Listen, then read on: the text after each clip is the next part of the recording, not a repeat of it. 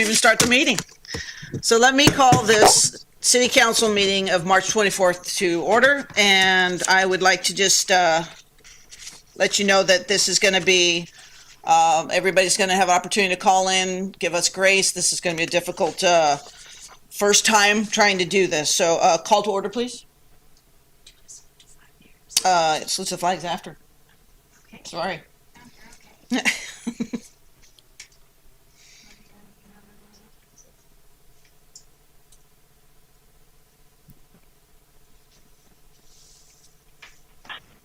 Councilmember Larson is here.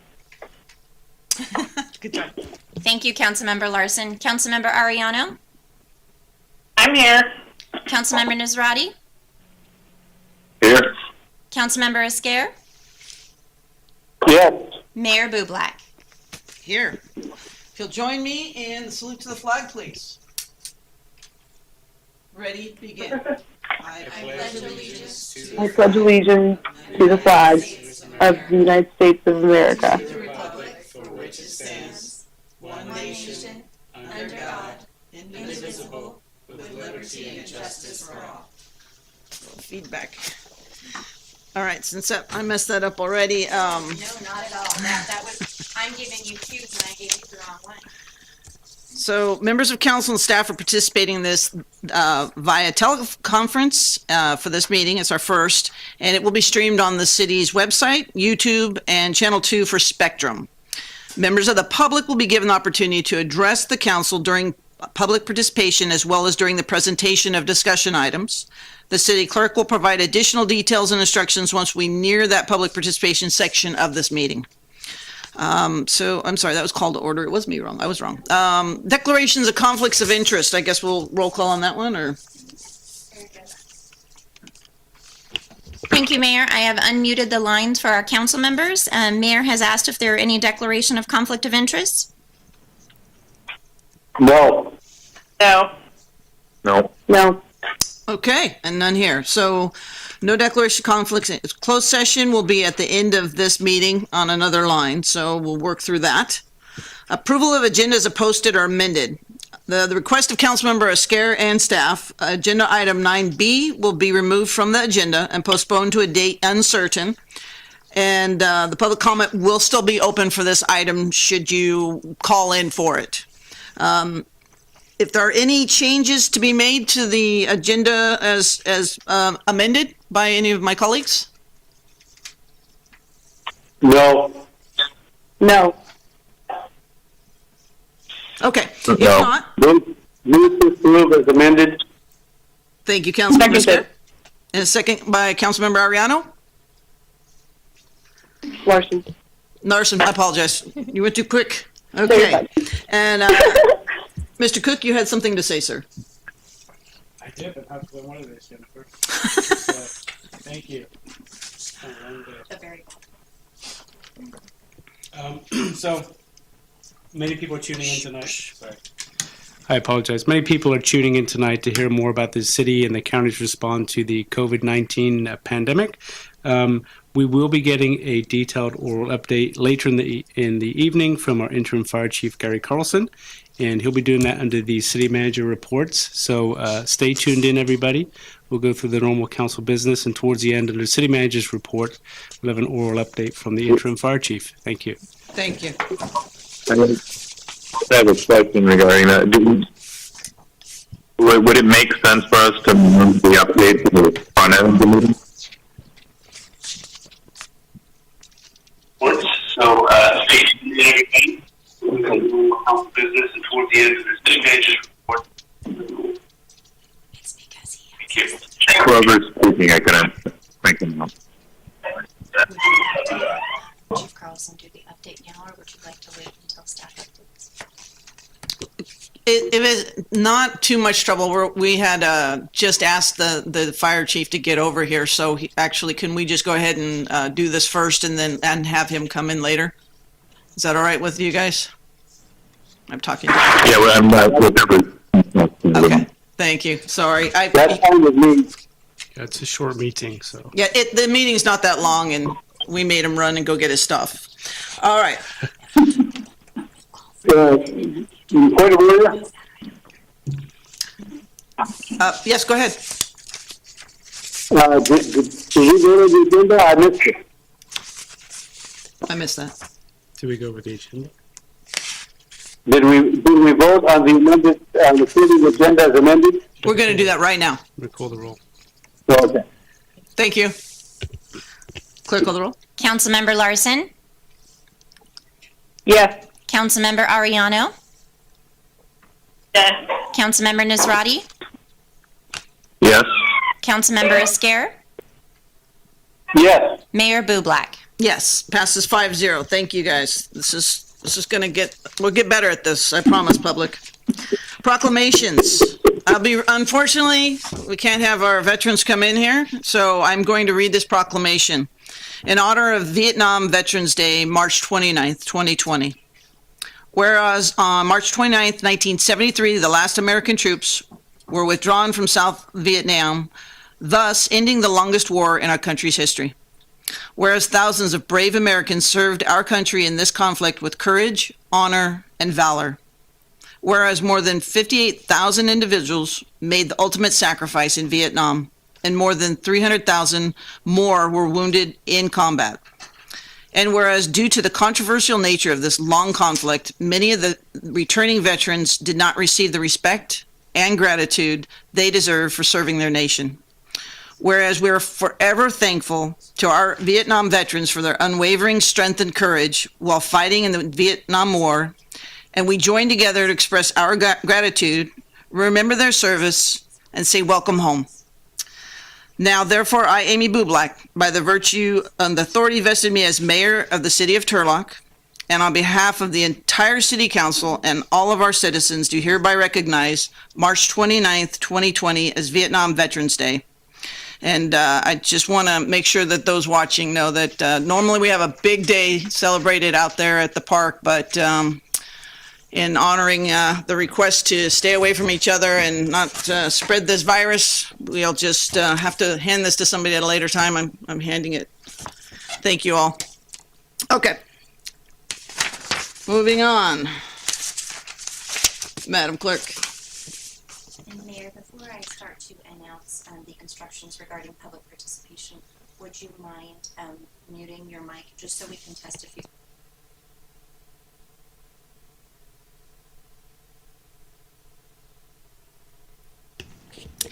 Thank you, Mayor. At this time, I would like to announce that members of the public will be given an opportunity to address council on items that are within the subject matter jurisdiction of the City Council and on any item on tonight's agenda. For items listed on the agenda, we ask that you please defer your comments until that item is heard by the council. For members of the public who are interested in addressing the council, please press *5 once the mayor opens public comment and before she closes public comment. Again, that would be *5 if you would like to address the council. Members of the public will be allotted 3 minutes for comments, and their comments will be taken in the order of which requests are received. When it is a member's turn to speak, they will hear an automated prompt indicating their line has been unmuted. That is when the 3 minutes will begin. Lastly, we request members who choose to address the council to please state their first and last name in the event any follow-up is needed. However, this is not a mandatory requirement to speak. Thank you. So for this, remember, this is public comment on things that are not on the agenda or not going to be covered afterwards. So anything that's virus-related will become later on. So if you'll go ahead and take over from this, Madam Clerk. Are there calls? Thank you, Mayor. At this time, if there are any members of the public that would like to speak, please indicate *5.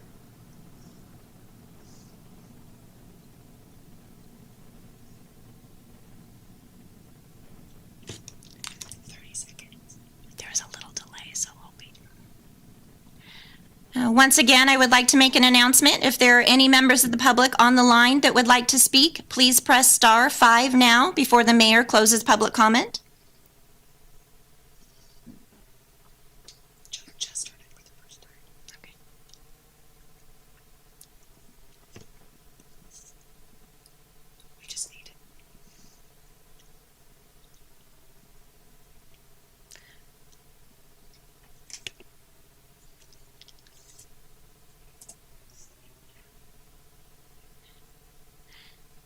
Mayor, at this time, I have one member of public that is interested in making public comment, and I'll go ahead and unmute their line now.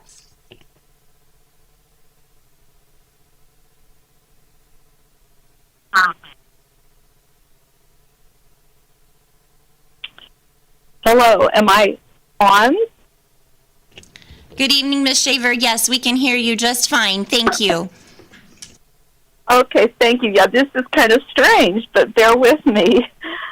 Okay, I would like to speak to the ongoing necessity of raising additional revenue for the city of Turlock so our city doesn't fall into disrepair, continue to lose vital, dedicated employees, and watch our public safety services decline.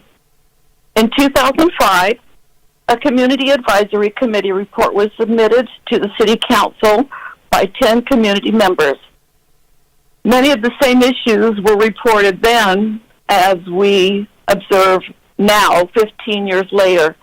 At that time, their reported recommendation was to place a 1/4 cent specific sales tax on the April 2006 ballot for increased public safety staffing. Well, that was 15 years ago. Okay, so now we're talking again about putting a measure for a sales tax onto the ballot for November 2020. Last year when we were talking about this, it was already a tight schedule, and now it will take a major crunch of time and probably a lot of billable hours by our city attorney to write the measure, to do the research, and the analysis, and the arguments for and against, rebuttals to arguments for and against, and finally make any changes or amendments. And I believe it's the first draft, the first thing that must be brought to the Board of Supervisors is about June 20th, I believe. And then after that, things move very quickly, and all those other parts have to be written and submitted. So I'm wondering at this time if the city attorney could tell me, can you estimate the time you will need to spend on this important project and how much you'll likely be billing the city for your service for this important project? Thank you. Thank you, Ms. Shaver. Are there any other members of public that would like to speak?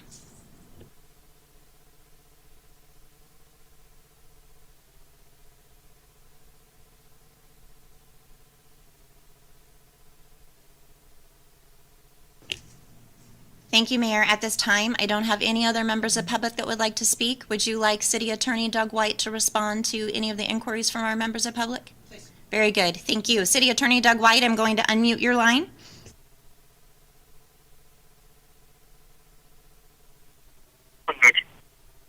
Thank you. I estimate you probably will cost somewhere between $2,500 and $3,000 to do what needs to be done on the legal side to be able to put the item on the ballot. That will include writing the legal opinions that are associated with that measure.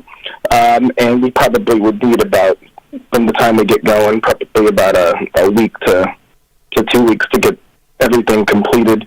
The time frame be extended, though, in order to be able to make sure that we get the arguments for, against, and any rebuttal comments.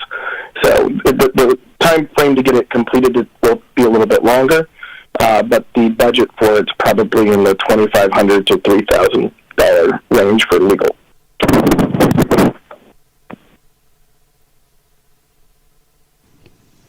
Did you fall? You sound like you fell, Mr. White. All right, I'm going to close the public hearing. And we're going to move to the motions waiving reading of all ordinances on the agenda except by title. Is there a motion? So moved. Second?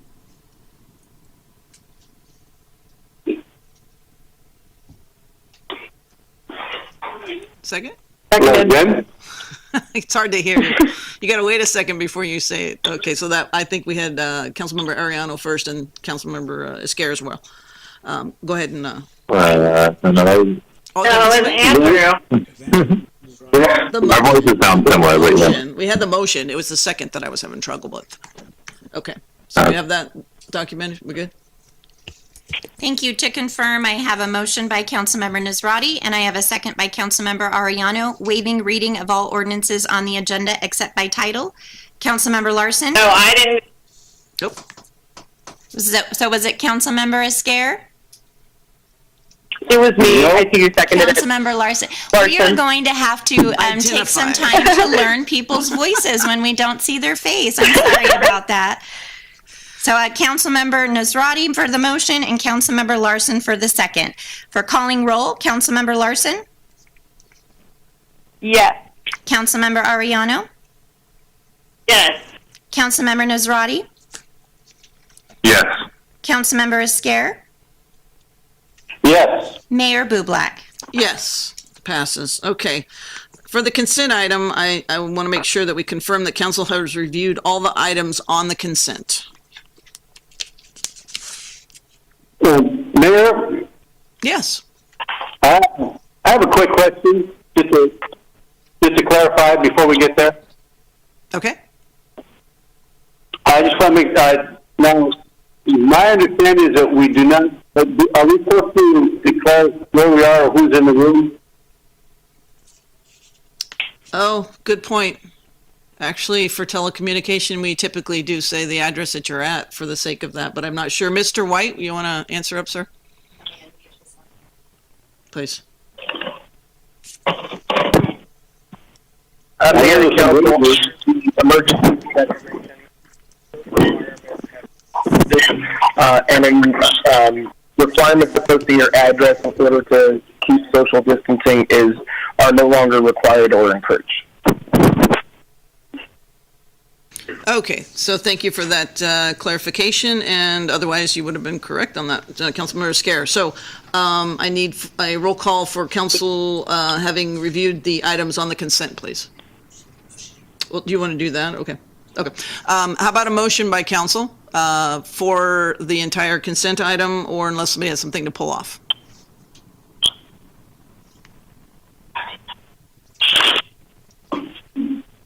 Move to approve the consent calendar. Councilmember Strati is second. Seconded. Councilmember Larson, got it. Clerk, call the roll, please. Adopting the consent calendar, Councilmember Larson, Yes. Councilmember Arellano, Yes. Councilmember Nazrati, Yes. Councilmember Esquer, Yes. Mayor Bublak. Yes. It passes 5-0. Final readings, they have no final readings. Public hearings, we have a request to adopt the mitigated negative declaration and mitigation monitoring and reporting program for rezoning 2019-03. Who will be speaking to this? Thank you, Mayor. At this time, I'm going to unmute our Deputy Director of Development Services, Katie Quintero, as she'll be presenting on this item.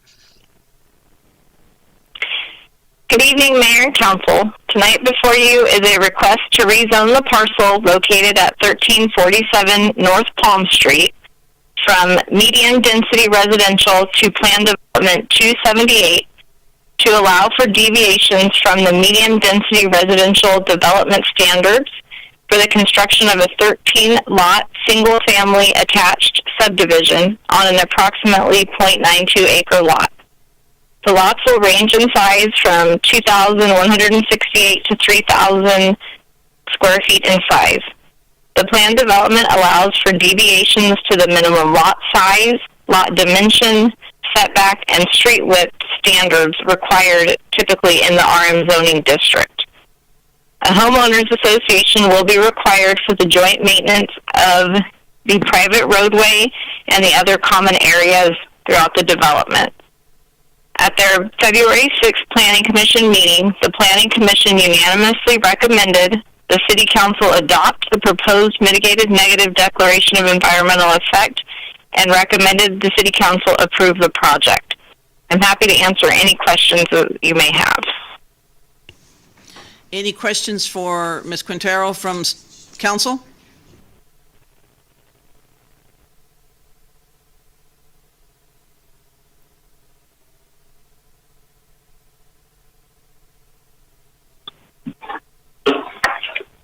No questions. I'm good. I'm good too. Yep. Same. Great. Okay. I will open this to the public. This is in regard to adopting the mitigated negative declaration and mitigation monitoring and reporting program for rezone 2019-03 Plan Development 278. Anybody wishing to ask any questions for this, clerk? Thank you. At this time, Mayor, I will open up again. Mayor has indicated public comment for this item. If there is any member of the public that would like to respond or comment, please press star 5 now.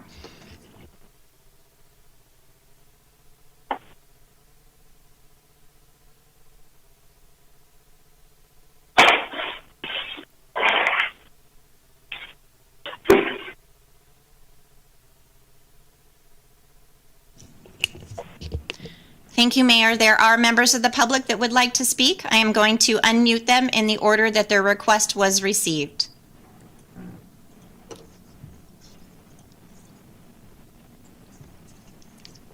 Mr. Treeweiler, you are on the line. Can you hear us okay? Yes, I can, City Clerk. Mayor, Council, City Staff, and fellow Turlock citizens, Milt Treeweiler. This would be an excellent project here in our city. It would be an opportunity for first-time homeowners to be able to purchase their own home, and it would be a very nice project. I did attend the planning meeting where this was discussed, and I got to see all the information on it, and it was very well presented, and the Planning Commission did a good job in asking pertinent questions as to where the problems might arise, and everything was answered by our staff beforehand and relayed to the Planning Commission, and they voted unanimously to approve this project. So I believe this would be an excellent project for our city. Thank you.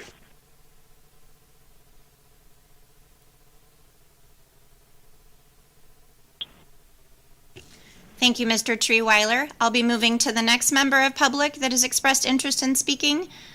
Mr. Ben Penfield, your line's going to be unmuted.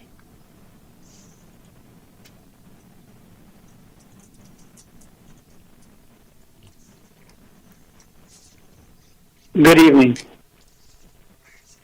I'm not sure if it's right now when we're going to talk. I'm the applicant with FQC.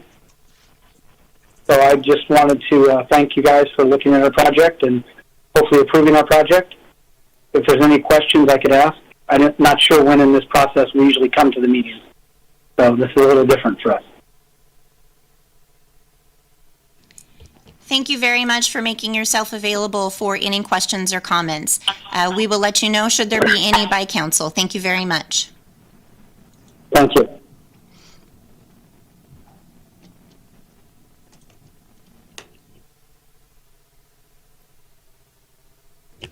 Thank you, Mayor. At this time, there are no other members of public that have indicated that they would like to speak regarding this item.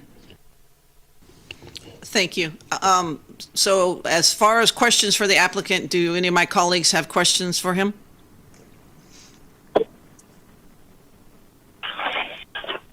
I have no questions. I do not either. Okay. Okay, we'll close the public hearing, and is there any discussion? And if not, I think we're going to do resolution first, and then ordinance second, and then the final resolution will be in the following meeting in April. So is there an introduction to the first resolution? I move to adopt the resolution. I'll second it. This is Ariano. That's helpful, thank you. Clerk, call the roll, please. Thank you, Mayor. For the resolution adopting the mitigated negative declaration and mitigation monitoring and reporting program for rezone 2019-03, Plan Development 278, PD 278. Councilmember Larson? Yes. Councilmember Ariano? Yes. Councilmember Nazrati? Yes. Councilmember Esquer? Yes. Mayor Bublak? Yes, the resolution passes 5-0. Now I need a motion to introduce the ordinance. It sounded like 10-0. What happened? So moved. We have a motion. Now, second? Second. By Ariano. Okay, thank you. Yeah, if you just identify yourself, because it takes a lag here before we hear it, sorry. Clerk, call and read the ordinance, please.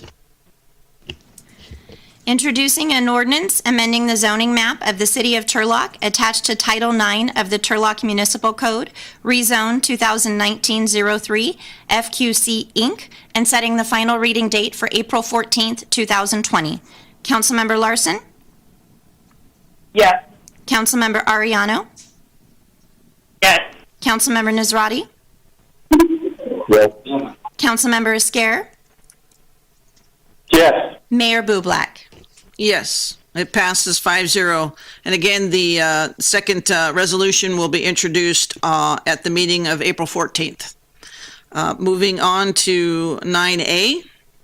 This is accepting a monetary donation to the City of Turlock Police Department K-9 program from Tri-County Blue Line Alliance in the amount of $7,500 and appropriating said funds to account number 266-20-255-346.47115 K-9 expenses. Who will be talking? Thank you, Mayor. Acting Chief Pacheco?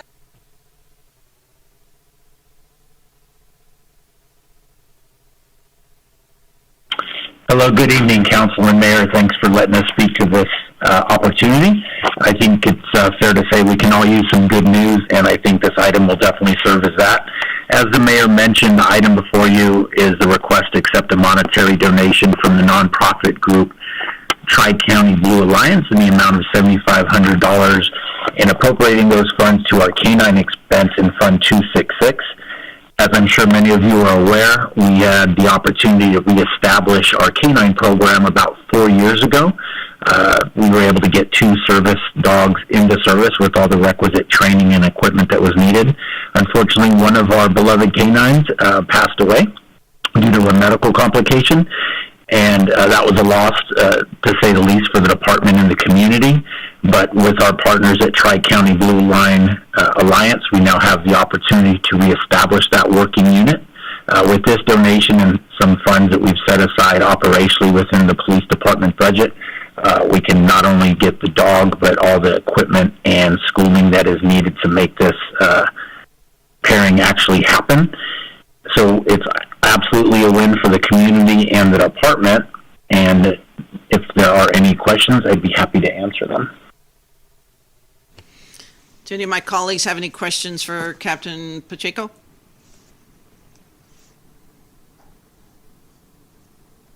Hearing none. Oh. Was that a yes or a no, Councilmember Ariano? I'm sorry. Oh, I have a question. Yes, go ahead.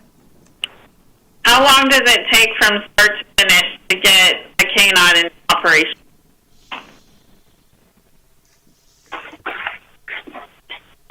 Well, after we purchase the dog, which we are already shopping, not to put it before it's actually funded, but once we purchase the dog, the initial school that we're looking at for the handler and the dog is approximately 6 to 7 weeks.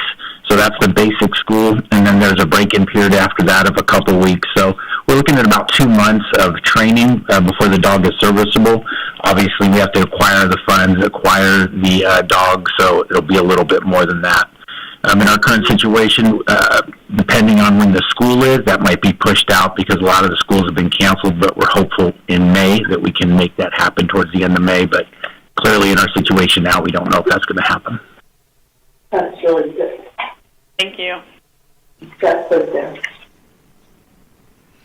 All right, if there's no other questions for Captain Pacheco, then I will open it to the public and bring it over to the clerk. Thank you, Mayor. At this time, I have one member of public that has expressed interest in speaking.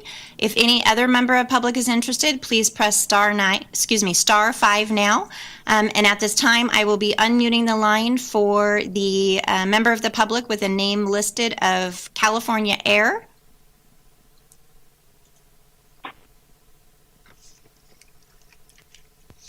Good evening, Madam Mayor and members of the City Council, and my fellow citizens of Turlock. My name is Pam Franco. I am the former president, current vice president, and chief financial officer for Tri-County Blue Line Alliance.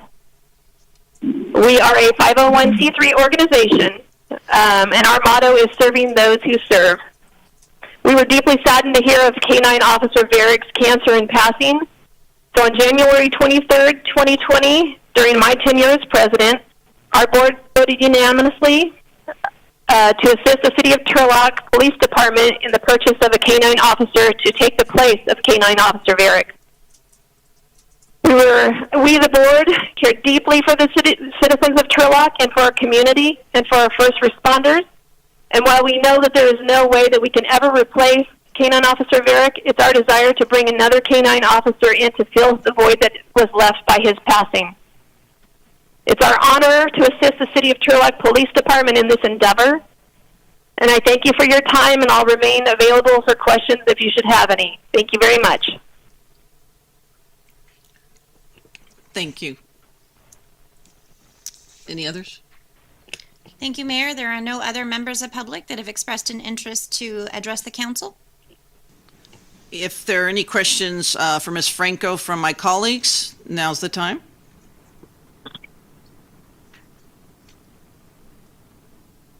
I just want to thank her for doing that for our department. Yes. Okay, I'm going to close the public hearing, and then it's back to you in virtual space there. What is the will of council? Motion to approve, Larson. And Councilmember Larson, you're introducing both the resolutions then? Yes. Just the one, I'm sorry. Okay, and a second? And second move there, that's right. Clerk, call the roll.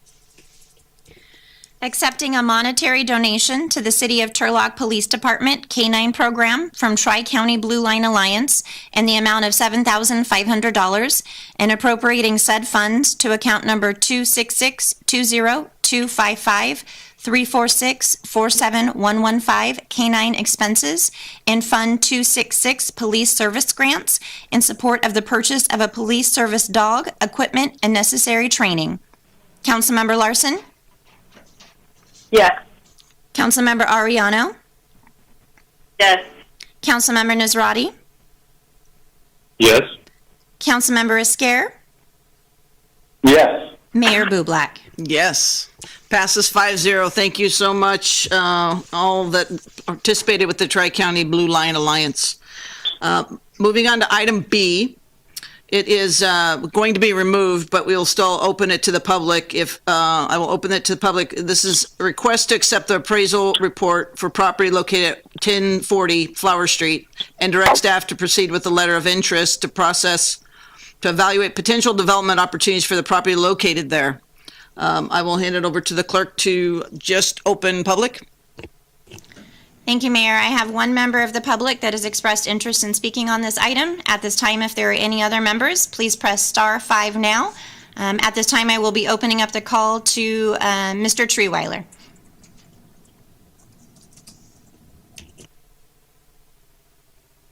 Yes, Milt Treeweiler here. I think this could be a good opportunity to provide a service for our homeless population. It's a very large building over here very close to me, and I know there are probably a lot of uses that this could be used for, but I think we should be open-minded and think about possibly opening this to the homeless. And I don't want to outstep myself here, but I'm thinking maybe Liz Padula, not talked to her, but I'm just bringing up the name of someone who might be able to utilize this property and really make it very helpful for our homeless population. So I just wanted to bring that forward. I'm not saying we shouldn't examine and look at a lot of different possibilities for this property, but I think this should be one possibility that we consider. Thank you.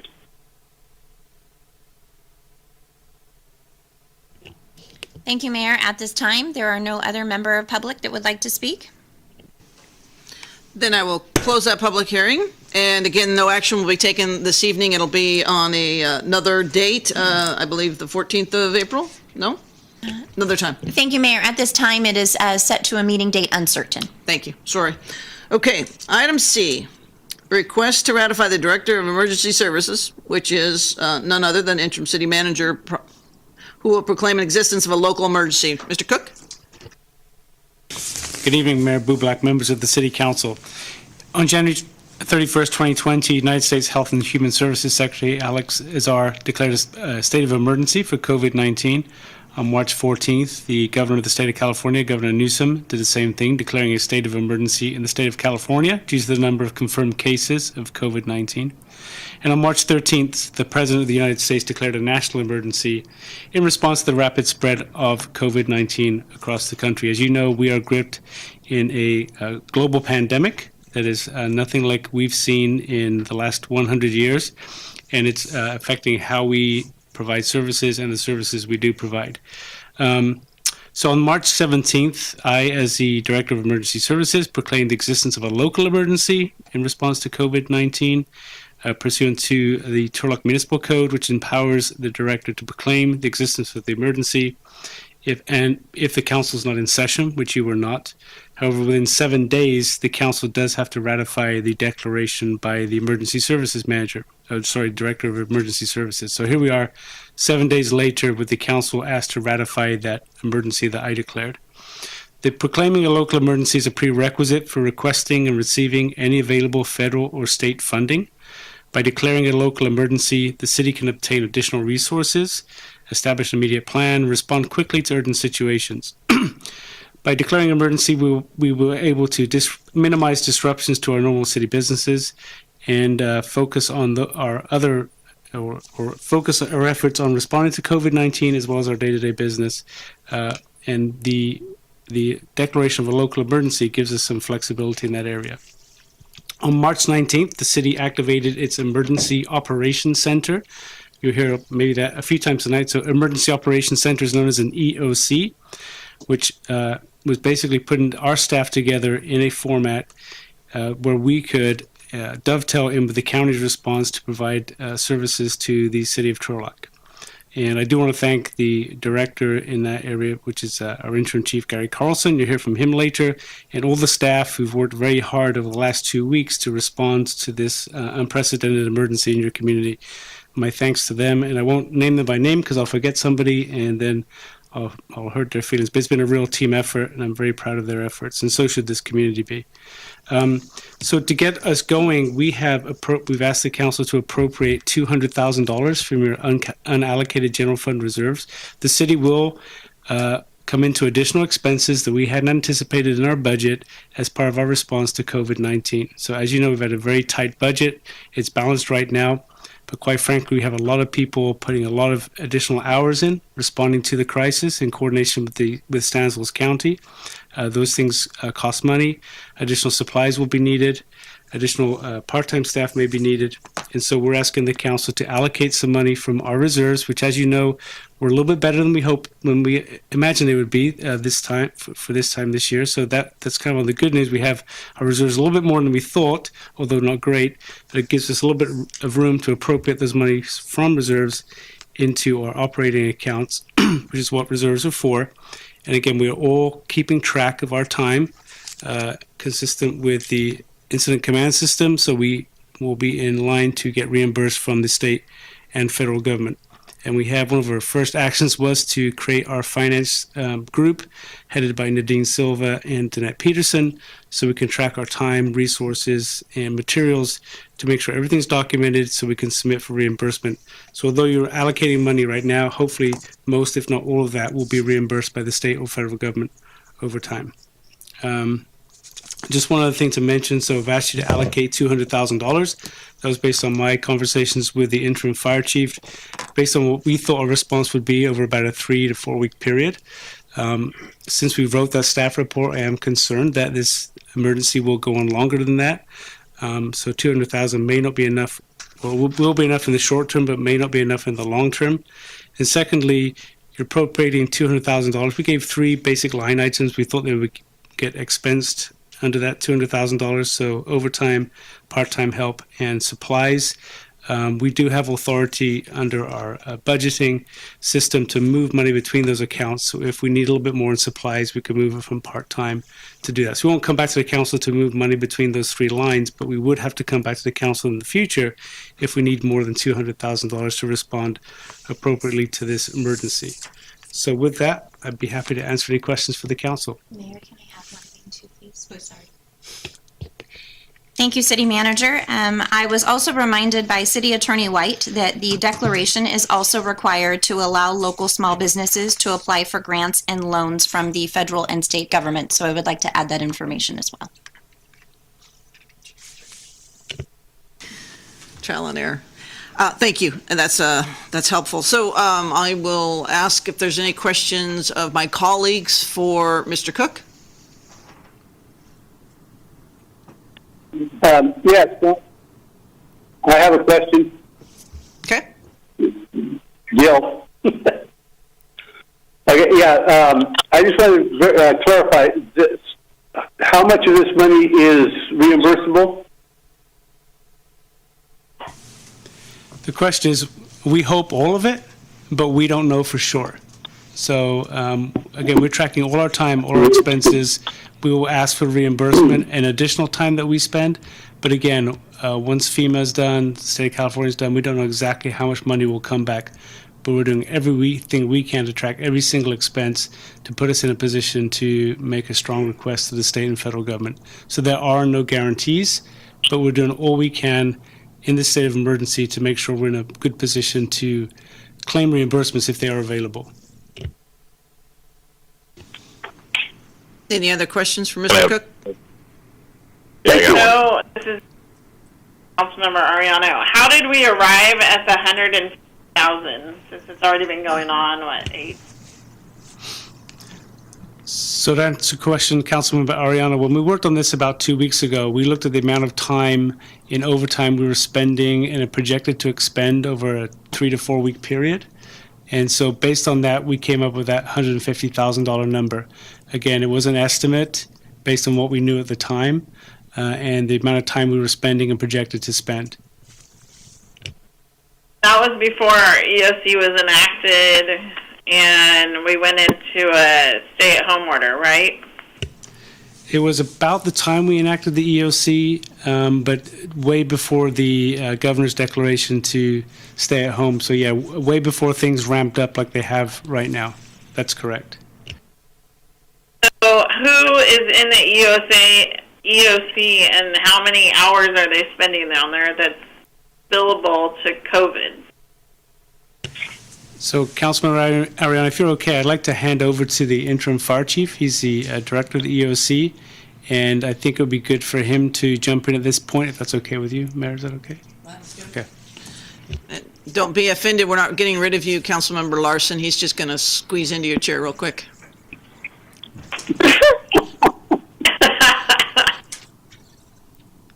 Chief, welcome.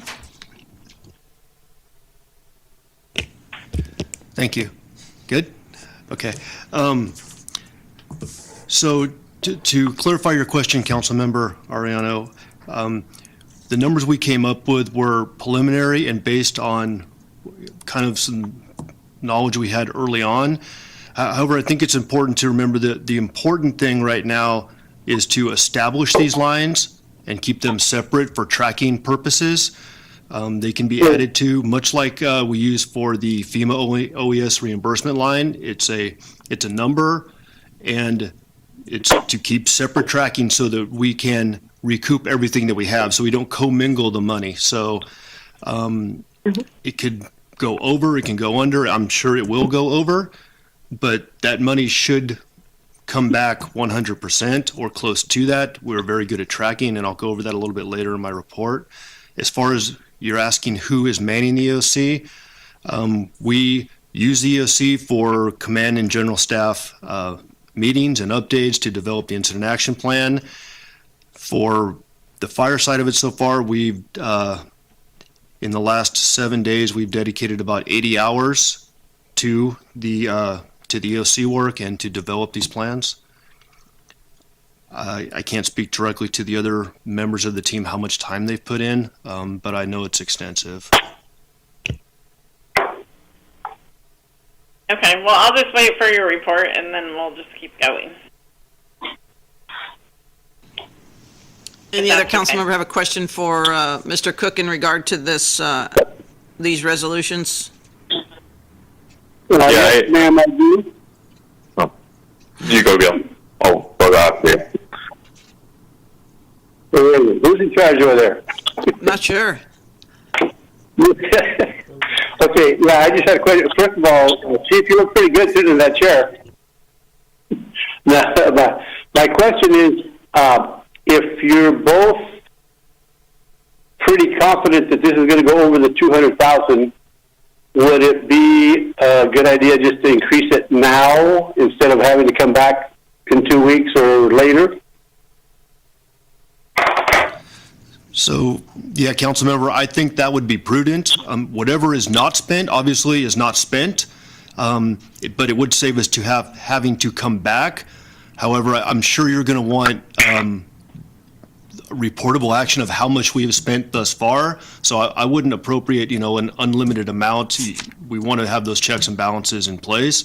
Although I do believe that this is going to come back in reimbursement. Councilman. So do you...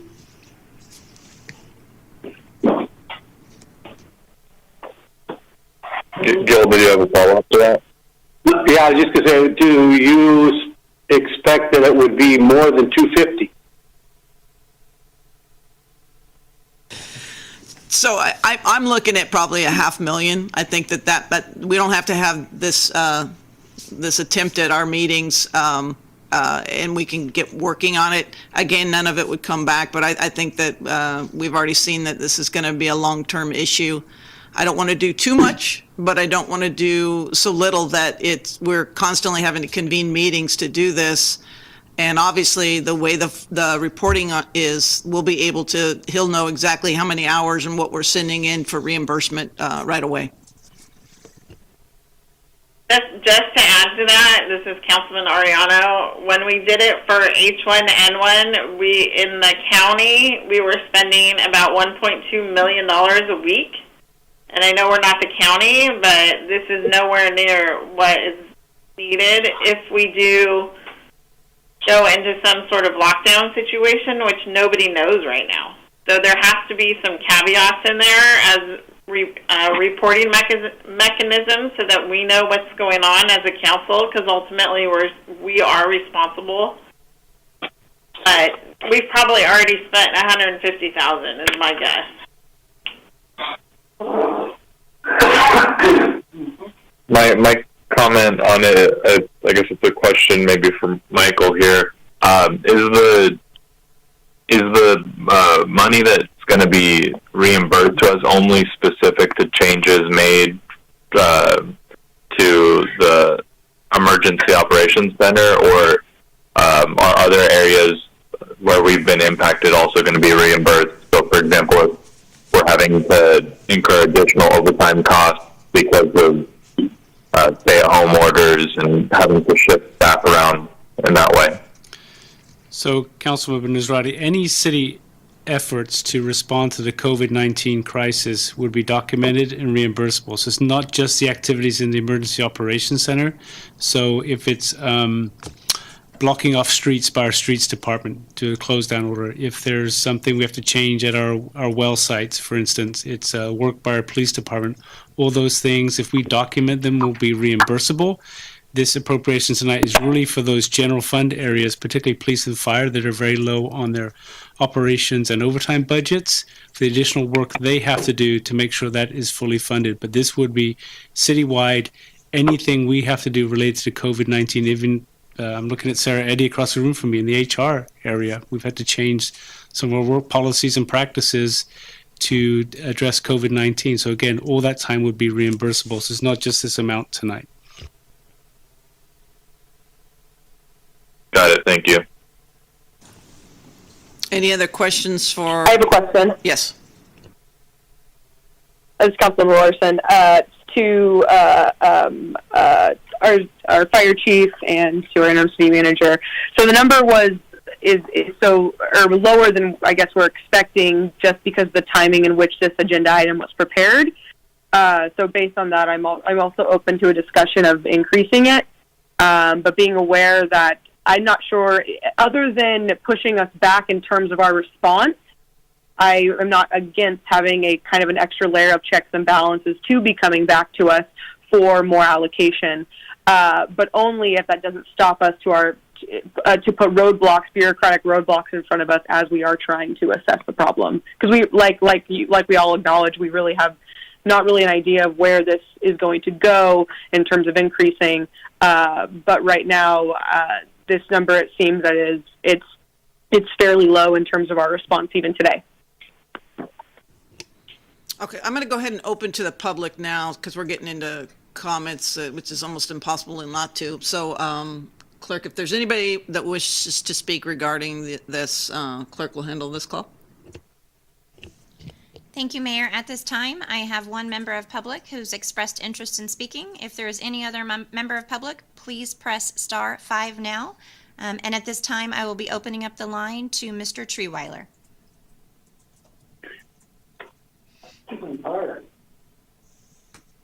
Mayor and Council, I believe this is a good time to bring up the need for a 0.5% sales tax to build up our reserves to cover emergencies such as this.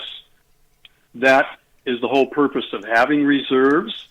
Of course, the 0.5% sales tax would also cover our deferred maintenance on our buildings and also be used for our roads and the pothole situation we have on our roads.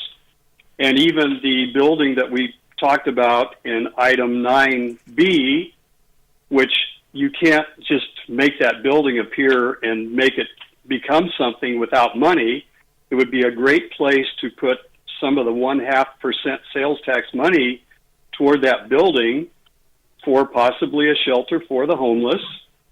This would alleviate some of the congestion with the homeless closer to the center of town, because it would be over here, over more on the west side. Let's just put it that way. So anyway, again, we also found out earlier today that it seems like it's very feasible to get this proposition on the ballot, and it isn't as expensive, I think, as some people may have thought it would be. So I think, again, we just have to look at this very seriously. This is an opportunity. We did the survey. We found out that people are willing to support something like this because they know there's a major need for this in our city. So just let's keep that in our minds. Thank you.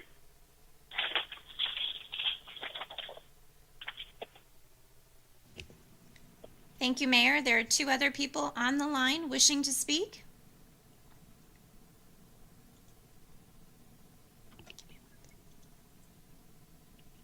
At this time, Mayor, I will be opening the line for Carla Dove.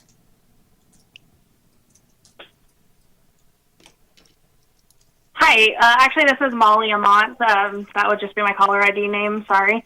So I just had a few questions. I've been talking to downtown businesses over the past week or so, and there's a lot of fear in the downtown that we're going to lose a lot of our businesses. So my question is there anything in place that Turlock is doing to help small businesses. I heard Jennifer say something, but I couldn't really make out if there was federal grants or that they can be applying for. I did see something about San Francisco. They're doing a small business resiliency fund. So people that have lost 25% or more of their revenue can apply for this and bring in receipts and things like that, and up to $10,000 to help cover rent and employee salaries. So I'm just kind of wondering if anybody has any thoughts or information on something that Turlock might be doing to help those businesses that might not be able to make it through this storm.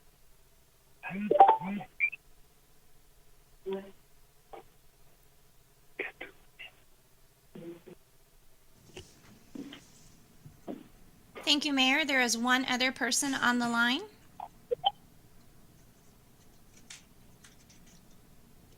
At this time, I would like to open it up to Reverend Woods.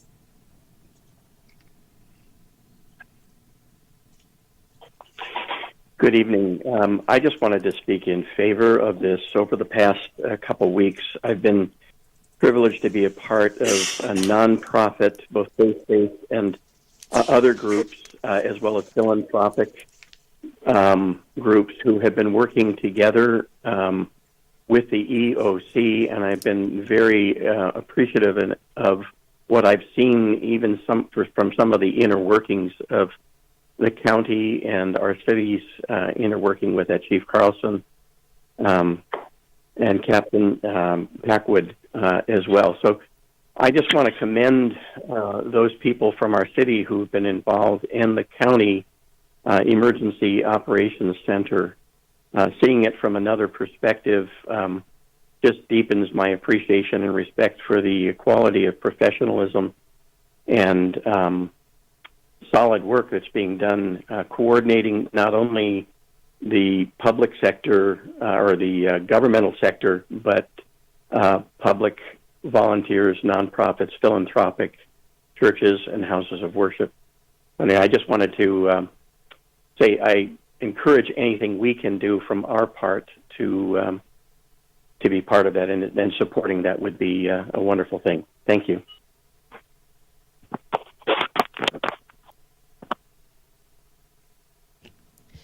Thank you, Mayor. At this time, I do not have any other members of the public that would like to speak. All right, I will close the public hearing and bring it back. There was a couple questions to be answered, Mr. Cook.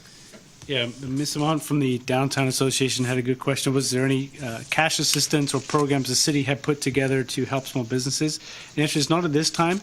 Obviously, we are encouraging people to continue to use restaurants for takeout, food only, and drive-by. We are pushing out information that we get from the federal and state government, particularly the Small Business Administration, which has looking at emergency programs to help small businesses. And as you know, over the last couple of days, the Senate and the House have been very busy in D.C. looking at various rescue packages. We have offered to help with any of our utility customers to do what we can to help them keep their water service turned on.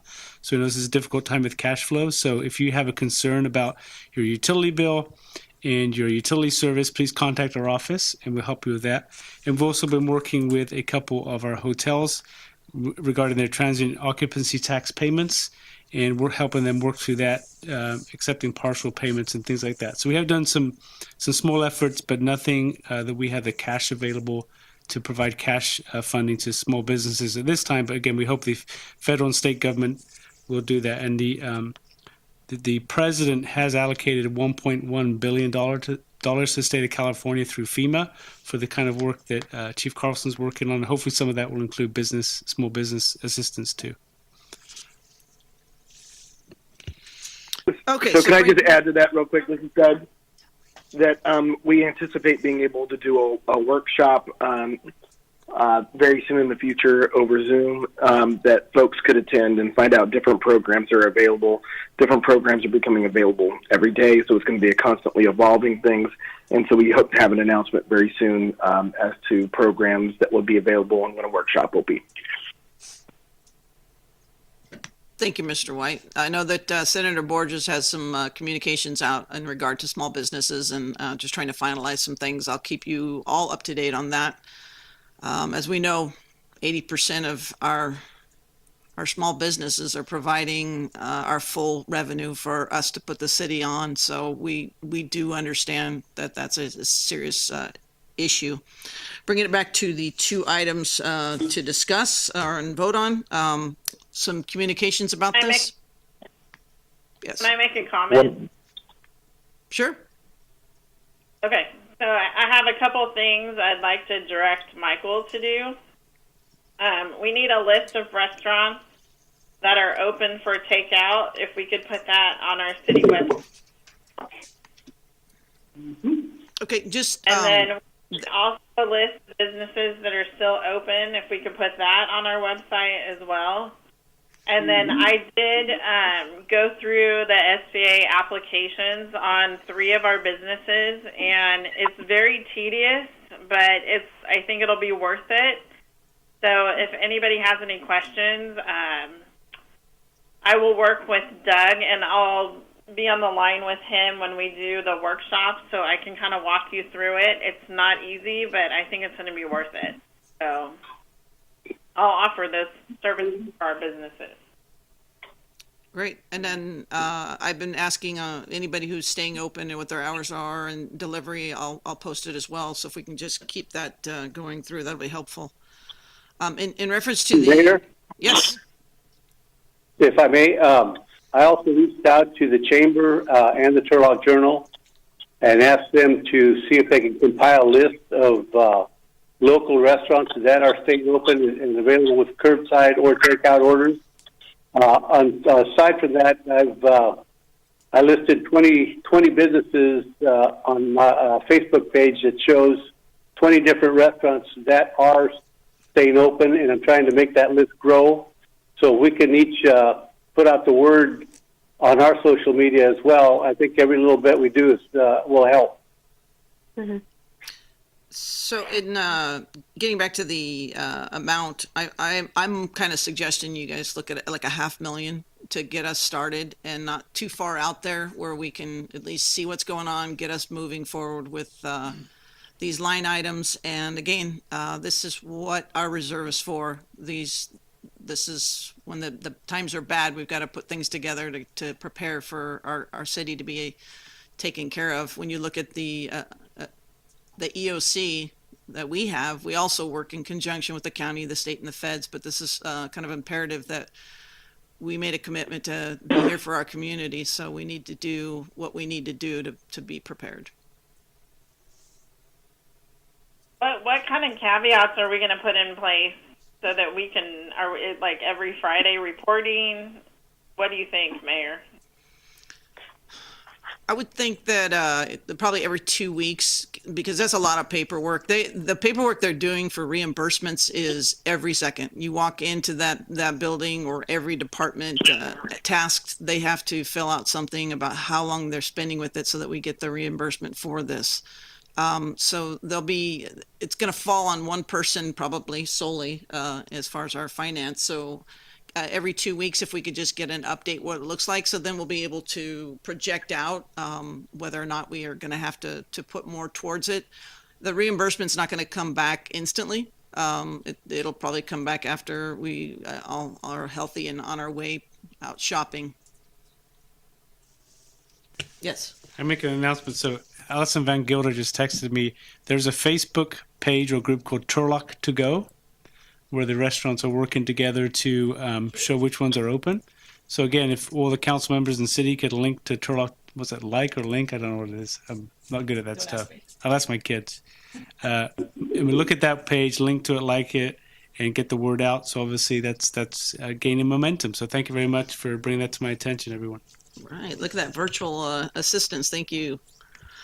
So what's the will of council to how much do you want to appropriate for this? Yes. At this time, I'm pretty confident that a good chunk of this money will be reimbursed. So I would at this time move to amend the resolution to $500,000. Is there a second? I'll second. Okay, we have a second. Any other comments or questions in regard to the amount appropriated? think we're going to take them independently. We'll do the numbers first and then go back. If not, then clerk call the roll. Thank you, Mayor. And to confirm, on the $500,000, do we want that for a total budget and have that be left up to staff to administratively move those dollars within those three accounts? Mr. Motion? I would say yes. They're the experts. They know where they're spending the time, and I have full confidence that they will track all that money correctly. Madam Second? Agree? Yes. Yes, thank you. Okay, clerk call the roll, please. Thank you. Very good. I'll take the first resolution to ratify the Director of Emergency Services. And I just want to confirm, I'm going to do this in order of so that we ratify first and then can do the resolution second. Do we have the same motion and second by Councilmember Esquer and Councilmember Arellano, or would you like the mayor to call for a motion and a second again? I move. I'm good. Thank you very much. I have a resolution ratifying the Director of Emergency Services, Interim City Manager proclamation of existence of a local emergency in response to COVID-19. Councilmember Larson? Yes. Councilmember Arellano? Yes. Councilmember Nazrati? Yes. Councilmember Esquer? Yes. Mayor Bublak? Yes, they passed 5-0. Thank you. Thank you. And then I have a resolution appropriating $500,000 to various account numbers within 110-10189 for salary, benefits, for overtime, part-time, and for supplies from Fund 110 General Fund Unallocated Reserves to establish a budget in response to the existence of a local emergency related to COVID-19. Councilmember Larson? Yes. Councilmember Arellano? Yes. Councilmember Nazrati? Yes. Councilmember Esquer? Yes. Mayor Bublak? Yes, and that passes 5-0 as well. Okay, looks like Chief, you're going to be up here in a second. City Manager reports. I see my time.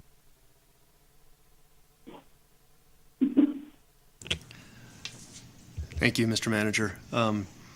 Mayor, Council, Mr. City Manager, I was asked to give a briefing on where we are in the fight against the COVID-19 pandemic here in Turlock. I'm going to break it up as far as what we've done internally, what we have done externally, what we are doing with our city partners, what we are forecasting, and then I assume there will be a lot of questions and comments afterwards. So first, a brief overview of this. And this is information that all of us have heard, but it's very important to keep ourselves reminding it. First, to everybody out there, just wash your hands regularly, use hand sanitizer when needed, and do everything you can to avoid touching your mouth, nose, and eyes. That's how it gets in you. It could be out there, but there are different routes to exposure, and if you can keep it out of you, then you won't catch it. With that, keep social distance. This will absolutely slow the rate of spread. This virus is a little bit different. It is primarily spread through droplets, which meaning larger particulates from one individual to another. They don't float in the air like the common cold or the flu. And that's why the CDC and Department of Health are recommending that 6-foot separation. By the time, if you're 6 feet away, if somebody sneezes, by the time it gets to you, those droplets will fall. They do not float in the air. And last, stay at home. This was a gubernatorial order for California. Please take it seriously. Only go out for necessities when you need food, see a doctor, check on loved ones. This will absolutely bend that curve and keep as many people as healthy as possible and not over encumber the hospitals. We're going to run out of hospital beds. If the CDC's projections are correct and 50% of the population get this, it's going to be overly devastating. And I'm sure everybody knows that, I know you've heard that over and over, but just one more reminder, please keep that in mind. So your city, what have we done? So I'm going to talk a little about internally. As was mentioned, we opened our Emergency Operations Center. And it's important to know the county has also opened their emergency operations center. We are working in cooperation with them to improve the response. They have vast resources in the county. We opened the city EOC to focus on Turlock, work with them, but hold them accountable. We want to make sure that the resources get to Turlock that are needed in Turlock and don't get lost up in the county. With that, I've embedded members of the fire department that have a lot of knowledge in this in the county EOC as well, so we have that direct line of communication. So we've also, in conjunction, we've developed an incident action plan. It changes every operational period for a week. It's with protocols, and we've adopted the if this, then that contingency plans so that we can get ahead of what we are anticipating to happen. You know, if this happens, then we respond this way. One of the first things we did as this happened was open the finance branch of the ICS. That is going to become very important, and that's what you just voted on, was to appropriate funds. Everything will be tracked, supplies, time, everything associated with the COVID-19 response. It's not just to be paying for overtime. I am tracking my time as well, and I'm a salaried employee that's not burdened with overtime. Same with a lot of our staff. So we are putting a lot of hours into this that will be reimbursed that are not necessarily being paid for on the front side. We're familiar with this process in the fire department. We use it readily on wildland fire campaigns. We know the paperwork that needs to be filed. We have trained our finance division, and we will be tracking it very, very closely because we want to get every dollar and every cent that we're entitled to get back. We don't want to cause a secondary crisis, a financial crisis, because as you know, the city finances are strained. Also, as part of the ICS process, we've established a city PIO and city liaison, and these are very important positions. They're charged with daily news releases, coordination with our partners, which include the county EOC, the school district, the fairgrounds, Emmanuel Medical Center, and we're in contact with those partners several times daily. We want to know exactly what they're doing, what we can do to help them, what they can do to help us.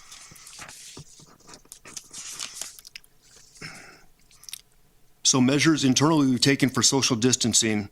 So as you've noticed, we've closed the parks, and we did it in phases. We initially closed the playgrounds, and then when the gubernatorial order for shelter in place came, we closed the parks.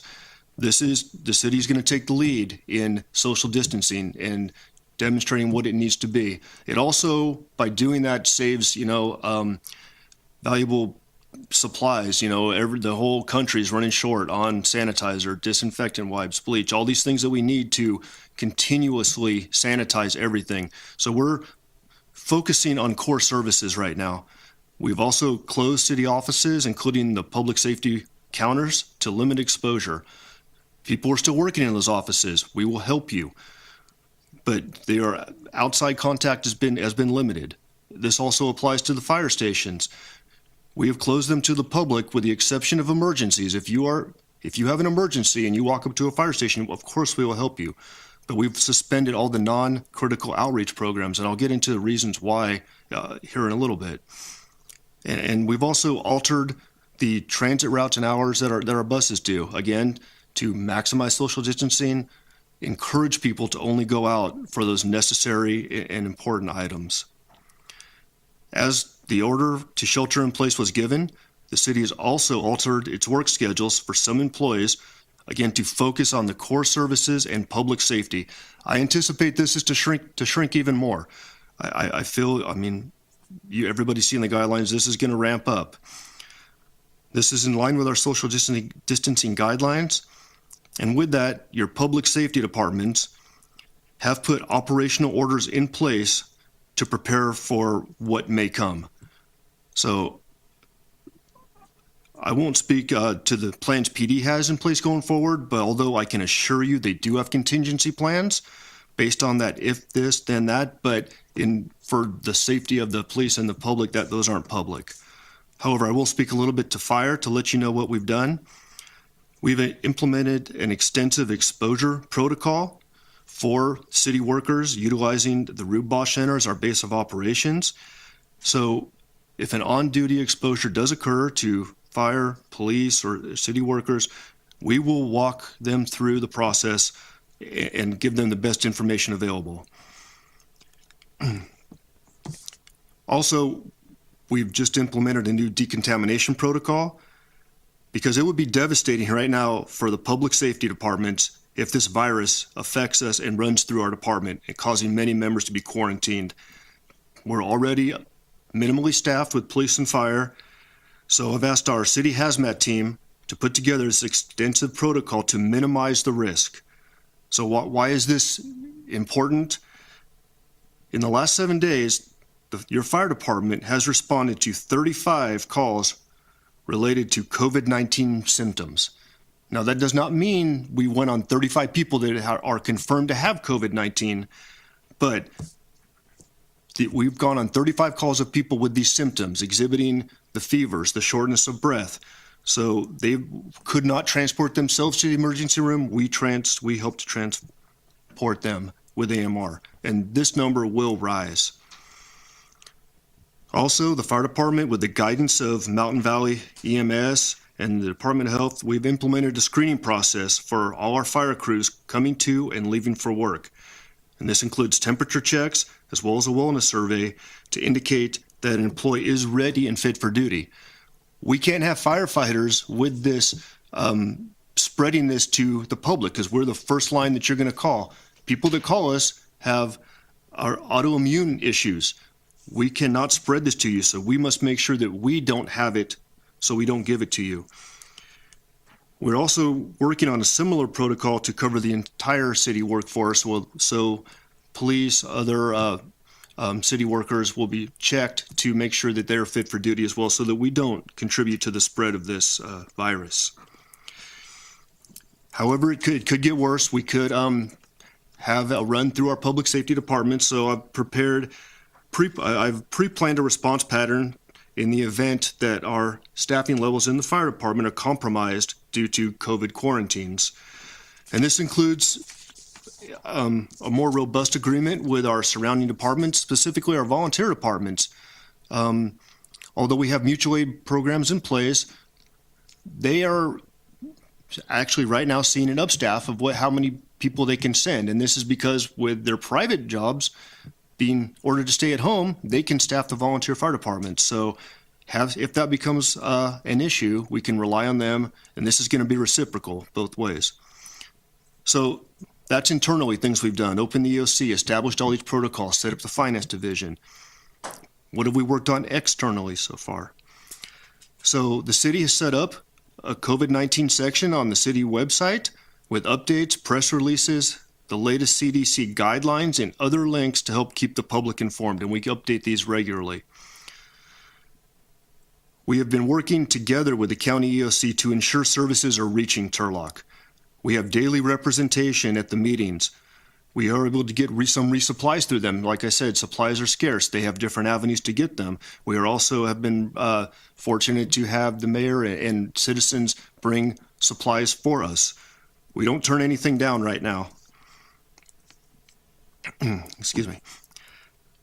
So by partnering with the county EOC, we're able to help direct people needing specific services to the proper resources that the county has already established. And this will provide a benefit specifically as we go forward with the care and shelter units as we have to look towards maybe quarantines or housing. Your police department is assisting the Turlock Unified School District with their meal program by providing site safety through their SROs. I'm told on day one of the Turlock Unified School District opening their to-go meal program, they served over 2,700 meals to children. And today I just learned that they've expanded that distribution. We were also approached by Emmanuel Hospital and charged with setting up an expanded triage area for their emergency department. And I know this took place about close to midnight on a Saturday when they reached out and said, they were starting to see an influx of patients. The weather was turning bad. So fire department responded out there and assisted them with setting up a triage area. And we were able to, with partnering with the transit center procure 2 large buses that if you drive by a manual, you see out there now that we have set up as part of their triage system, along with a large tent. Speaking with their CEO, this is afforded them the opportunity to double their ability to process patients, basically, and keep them socially distanced and safe until they figure out exactly what they do have. So your entire city staff has been very busy addressing this crisis. Everybody's working some very long hours in an attempt to address the current situations and plan for what may occur in the future. With that, I believe April is going to be a very critical month. As I stated earlier, the fire department responded to 35 COVID-19 symptomatic cases in the past 7 days. When this happens, we're enacting very stringent procedures to, 1, assist the patient and provide the best care possible. That's our number 1 priority. But 2, to ensure to the best of our ability that the firefighters are not exposed. So basically, we are treating every one of these incidents like a hazmat call, because that's what they're becoming. Hazmat decon, which is essentially what we're doing, is very intensive. And at this point, I'm going to speak a little bit just to the fire department and to the council members. As your fire chief, I don't believe that we can effectively do this using the limited response vehicle right now. I still believe prior to this situation, it was the best staffing model afforded to me given the budget, but we're in extraordinary times. So as your fire chief, I'm requesting that we suspend the program and return to our normal staffing model. I've had to implement more stringent decon procedures, which is not, you don't decon yourself. If this is a true hazmat, we need people to do that. We need people for scene safety. I'd like to look at this on a month-to-month basis, but for now, I think it would instill confidence in the citizens and confidence in the firefighters if we could return to our normal staffing. The cost for this would be under $30,000 for the month of April, and I believe it's essential. I was asked to come up with some preliminary stats. Initially, when this happened, I anticipated call volume to go down, to be honest with you. People were staying in their houses. I didn't think we would be as busy. And I know it's a very short sample size, but the numbers I've run, so for the first 3 weeks of March this year, compared to the first 3 weeks of February, so 21 days in each month, there's been a 26% rise in call volume. So, and from March 2020 versus March 2019, there's been a 13% rise in call volume. So we are getting more calls. And as I stated earlier, many of those calls are to COVID-related responses. And I know that's going to increase. April's going to be a critical month for us. So off on that little soapbox, I would look for direction from council and approval to be able to suspend that program. One thing I should definitely mention is while we are looking to reimburse every single thing we do, my time, Mr. Cook's time, everybody's time that's on this, I don't know that this would actually be reimbursable because it's part of our normal staffing model, although I think the cost is minimal. And since we're shutting down a lot of our other operations, I believe I should be able to absorb that into the budget, but I just wanted the council to hear that idea and the opportunity to get back to our normal level of service. So with that, I'm happy to answer any questions that we may have or take direction from council. I'm sure there's quite a few of them, and I'll do my best to answer everything that I can. Thank you.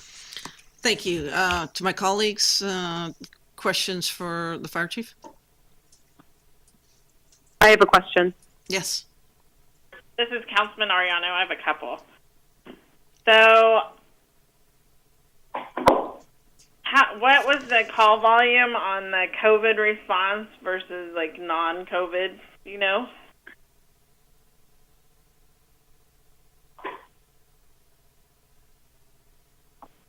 Do you want me to ask all of them and then you can come back with a response? I am sorry about that. I'm still learning my buttons up here. No. So we generally run about 600 calls per month in the fire department, and we just started tracking what we're calling the universal precautions calls or the COVID-related calls. We changed some procedures in our dispatch centers to kind of alert us to what we're going on. You know, a lot of the calls we go on are difficulty breathing or ALC, and we want to know what we're going on. So just in the past week, we've gone on 35 suspected COVID-related calls. So about 5 a day, but that number is going up. It was 2 or 3, and now it seems to be ramping up every single day. I anticipate we are going to be going on a number of those calls as we go forward. Okay. I mean, my feeling is, you know, we have a budget that we set, and this is a special circumstance, but it has to be reimbursable by COVID. And I don't know how you would track that. So I truly don't think to restaff the engine to full capacity is one of those reimbursable items. However, we are asking for reimbursement for a lot of things that you're not actually paying for, such as my salary. Like I said, I am tracking every hour I do for COVID, as is the city manager, the people on the executive team. So those numbers you're not going to see a hit to this line that you appropriated, but theoretically we should make more back than we are asking for in reimbursements.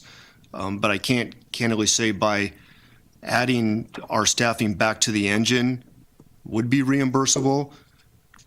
However, for the safety of the firefighters and the decon procedures, if we start to have multiple members being forced into quarantine, then you're either going to be looking at an immediate brownout of stations or paying overtime to keep people on those to staff your stations. So I think a measure of safety by having the proper personnel to perform these decontamination procedures and the safety for this could save money in the long run. So how many firefighters do we have on staff? So we currently have 42 line firefighters, and our minimum staffing using the LRV is 12 per day with 3 shifts. However, if we run into an issue where one person on duty becomes symptomatic, then we're looking at the possibility of losing the entire crew to quarantine. No, but you have the backup staff to put through that, put that station back online. Like, would you, if everything was contaminated, would you put that station back online? Or are we going to have to rotate through our stations as they get cleaned?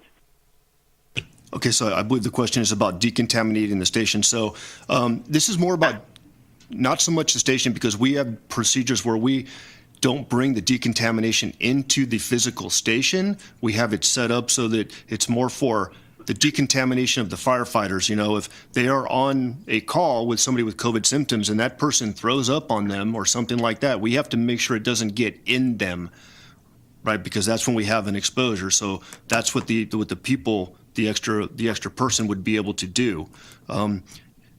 If you know, it's more of a protection to keep us from getting exposed. So what do you think firefighter or extra station and not being in an SUV will gain you or gain the public?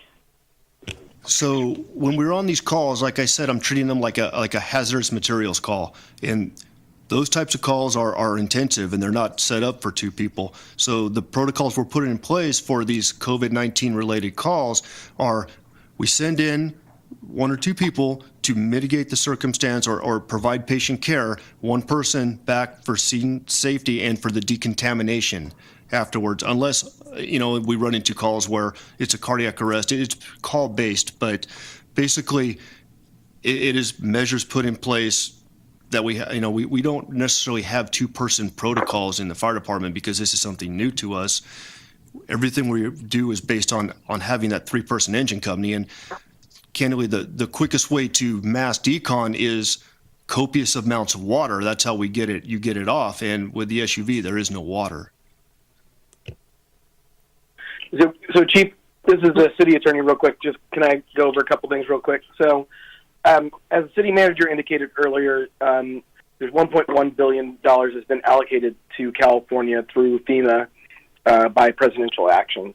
Obviously, we'll be competing with everybody else in the intensive demands, and we don't know how long this is going to go on for, so that will be a factor.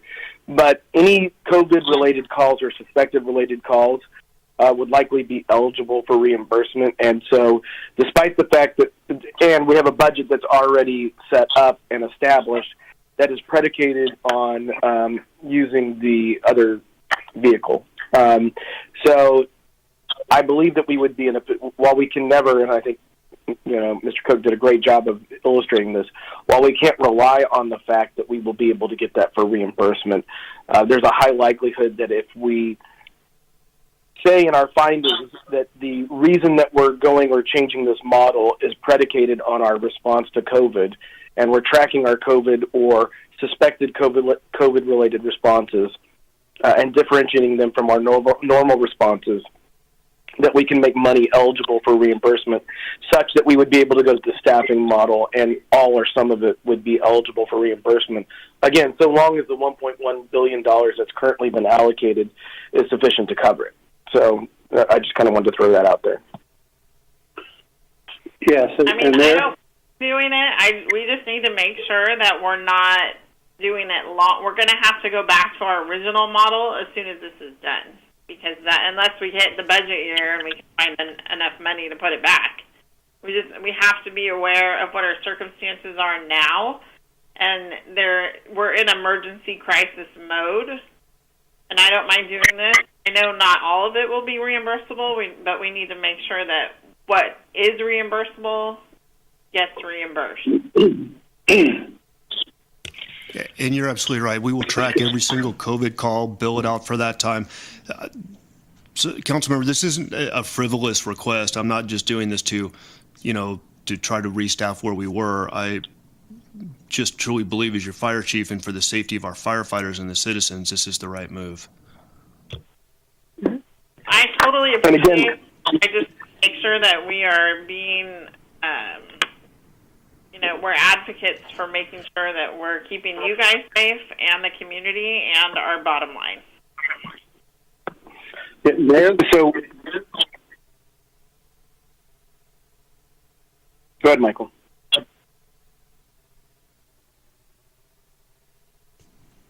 Mr. White, was that you? Hello? No, that was me. Yeah. Okay. Nicole, Councilmember Larson had texted in a little bit ago, so can we let her have some words real quick? Absolutely. Sure. I was just going to go back to the staffing model really quick, Chief Carlson. From what it sounds like, the current model, just so I really understand it, and for the public that's listening, it sounds like the typical hazmat operation that a person would need, that we would need to establish in order to go into someone's house who has called because of COVID symptoms, is a 3-man operation. With our quick response vehicle, we only have 2. Because it's 1 to 2 people going in assessing the situation, and then 1 person staying back with water it would need to have water to really have the full hazmat operation that we want to endorse in our fire department. That's the need that we're talking about right now. The allocation that we just approved, that $500,000, we're assuming, and we can bet pretty well that we're going to get reimbursed for that money. But to me, this addition is just is in that same in that same vein that this is an emergency situation. We need to ensure the public that the people that they trust that are coming to keep them safe are also safe. And due to our low staffing model, this is something that none of us expected would have to come to this point. But I agree with Councilmember Ariano that we can't allow this to be the norm, because our financial situation isn't going to allow for this, but this emergency situation is causing us to really shift on this. So as long as that's clear to you, Chief Carlson, I think it is from what your presentation was when you talked about it. You already the estimate of $30,000 for the full operation of staffing. I think it's reasonable for the risk that we're bringing into people's homes if we cannot have a fully operated hazmat situation and hazmat operation that we can trust. So I just wanted to share my thoughts on that piece. And yes, thank you, Councilwoman Larson. Man, I'm sorry. It's this seat, yeah. And like I said, that is for the month of April, and I think we need to constantly reevaluate this. And as the EOC director, I'm in a good place to reevaluate the situation as we go. And I'm not trying to spend money we do not have. I am just trying to keep the city and the firefighters and the rest of the public safety and the entire city as safe as we possibly can.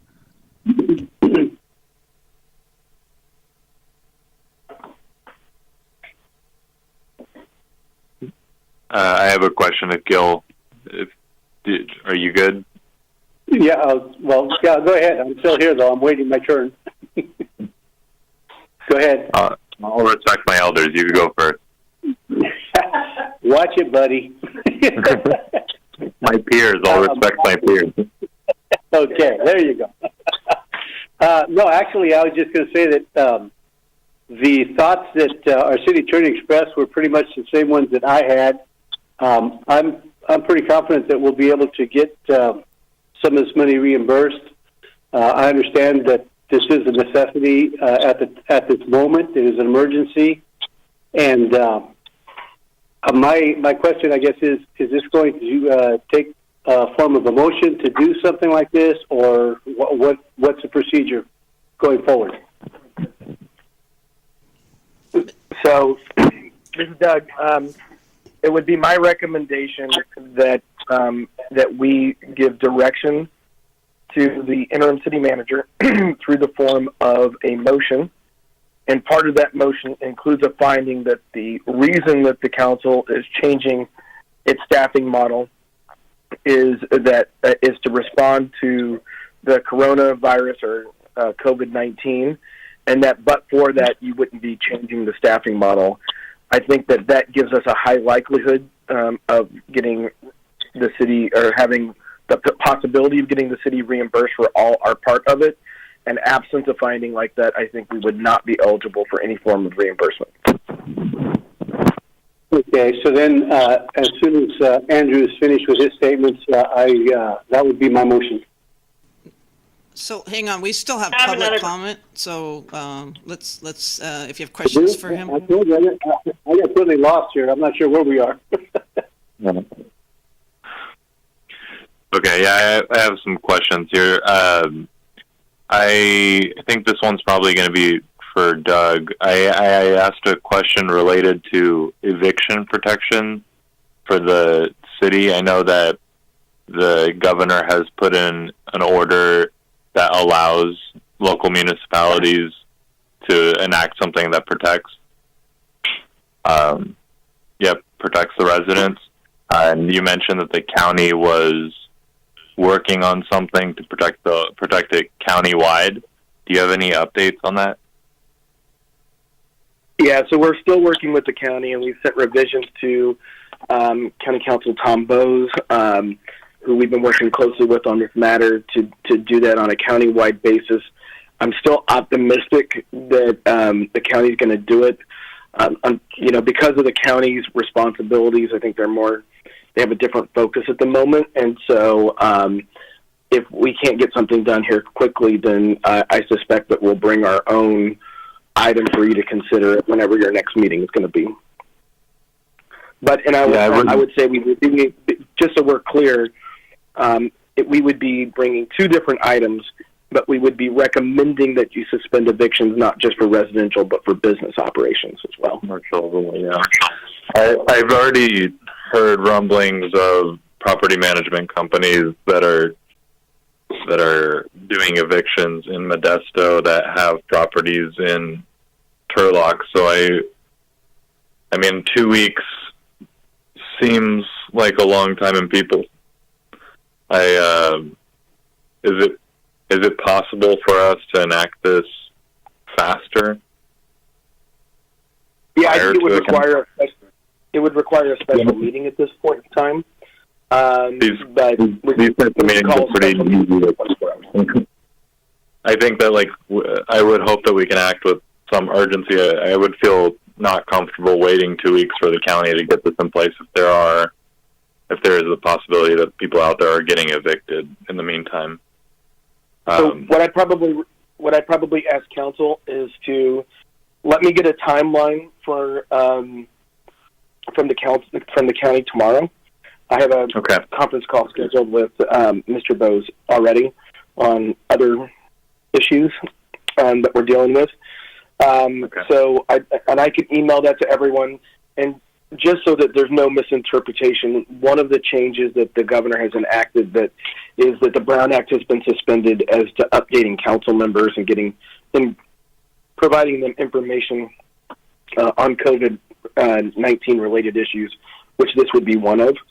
So we may be having communications with council members, more than 2 council members or a majority of council members on these issues, and that's allowable at the moment under the law so long as the declaration of emergency is in place. So let me get that date, and then we can figure out whether or not it makes sense for the council to hold a special meeting. Okay, and on that same note, along with eviction protection, I think additionally preventing any increases to rent is something that I would like for us to be going after at this time, just during this emergency period. Yeah, we have a number of different things, and just so you know, they're already drafted for the most part, so we'd have to make them Turlock-centric, but we have templates drafted for most of the folks that we represent, and price gouging is another one. We don't want people all of a sudden selling toilet paper for $20 a roll, so we have all those things that are included. Okay. Councilmember. I'm sorry. Go ahead. Okay. Should I go through? Is it related to this, Nicole, or Council Member Larson? Yes, but you can finish. I was just going. I have a bullet point list of things, but so it's related to this. You can speak. Okay, thank you. In terms of our essential employees, we talked kind of about how there are people able to work face to face with customers at City Hall and in our public safety facilities. But do we have? My first question is, and I'll kind of ramble them off, and then Michael and Gary, you guys can kind of answer them as we go. But do we have non-essential? Do we have essential workers working from home? And if so, are we providing laptops? How are we ensuring that those day-to-day operations that aren't having to do with our COVID-19 response, how are we ensuring that those things can happen from home? I know that probably across a lot of public entities and cities, city halls, that technology can be scarce at times. So can we talk about those efforts? And I understand that we might not have a great plan of it right now because this is happening so quickly. But how are we making sure that those really necessary tasks are happening, even in terms of our planning department, customers with water, all of those different entities that maybe we aren't focusing on right now just due to our emergency situation. But how are we making sure that those people from home are being able to do their jobs? So some of this we're going to go over in closed session when it's specific to some personnel issues, but some of it can be answered. So I'll see where you're at. Right. So people who've requested to work from home have the available technology at home, either their own technology or city technology to work at home. They've been provided access with city networks and servers to do their work at home. The main thing we're doing right now, though, is we've shifted many of the employees to what we call an A team and a B team.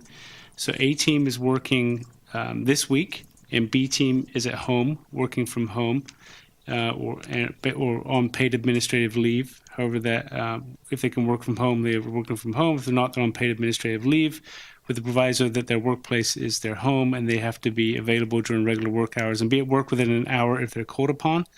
The reason for that is to ensure we have social distancing at work, and secondly, to make sure our essential employees in particular, if we get an outbreak of disease or illness like the fire chief was mentioning, it doesn't take down the whole work team. So, for instance, from my background, the wastewater treatment plant, I can't afford for every worker at the wastewater treatment plant to be infected or quarantined at the same time, because that essential service would then not be able to be provided. So half a team will work in this week, half will work next week. So if unfortunately this week's team gets sick, then the other team can come in and take over from. So those are things we're doing. So working from home, yes, technology is available, and they have their own technology. And the rest of the staff, even office staff, have been broken up into A and B teams. So you mentioned the planning department. Again, skeleton crew here working still. And the other half of the staff are home, and the next week they'll switch. As you know, there are 16, I want to say, critical infrastructure sectors the governor declared.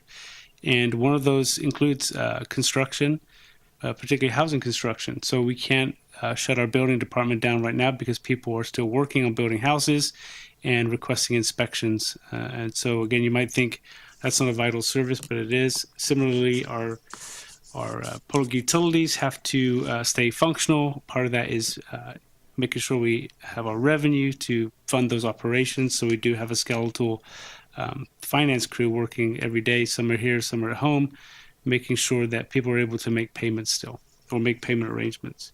So I hope that answers your question, Councilmember Larson.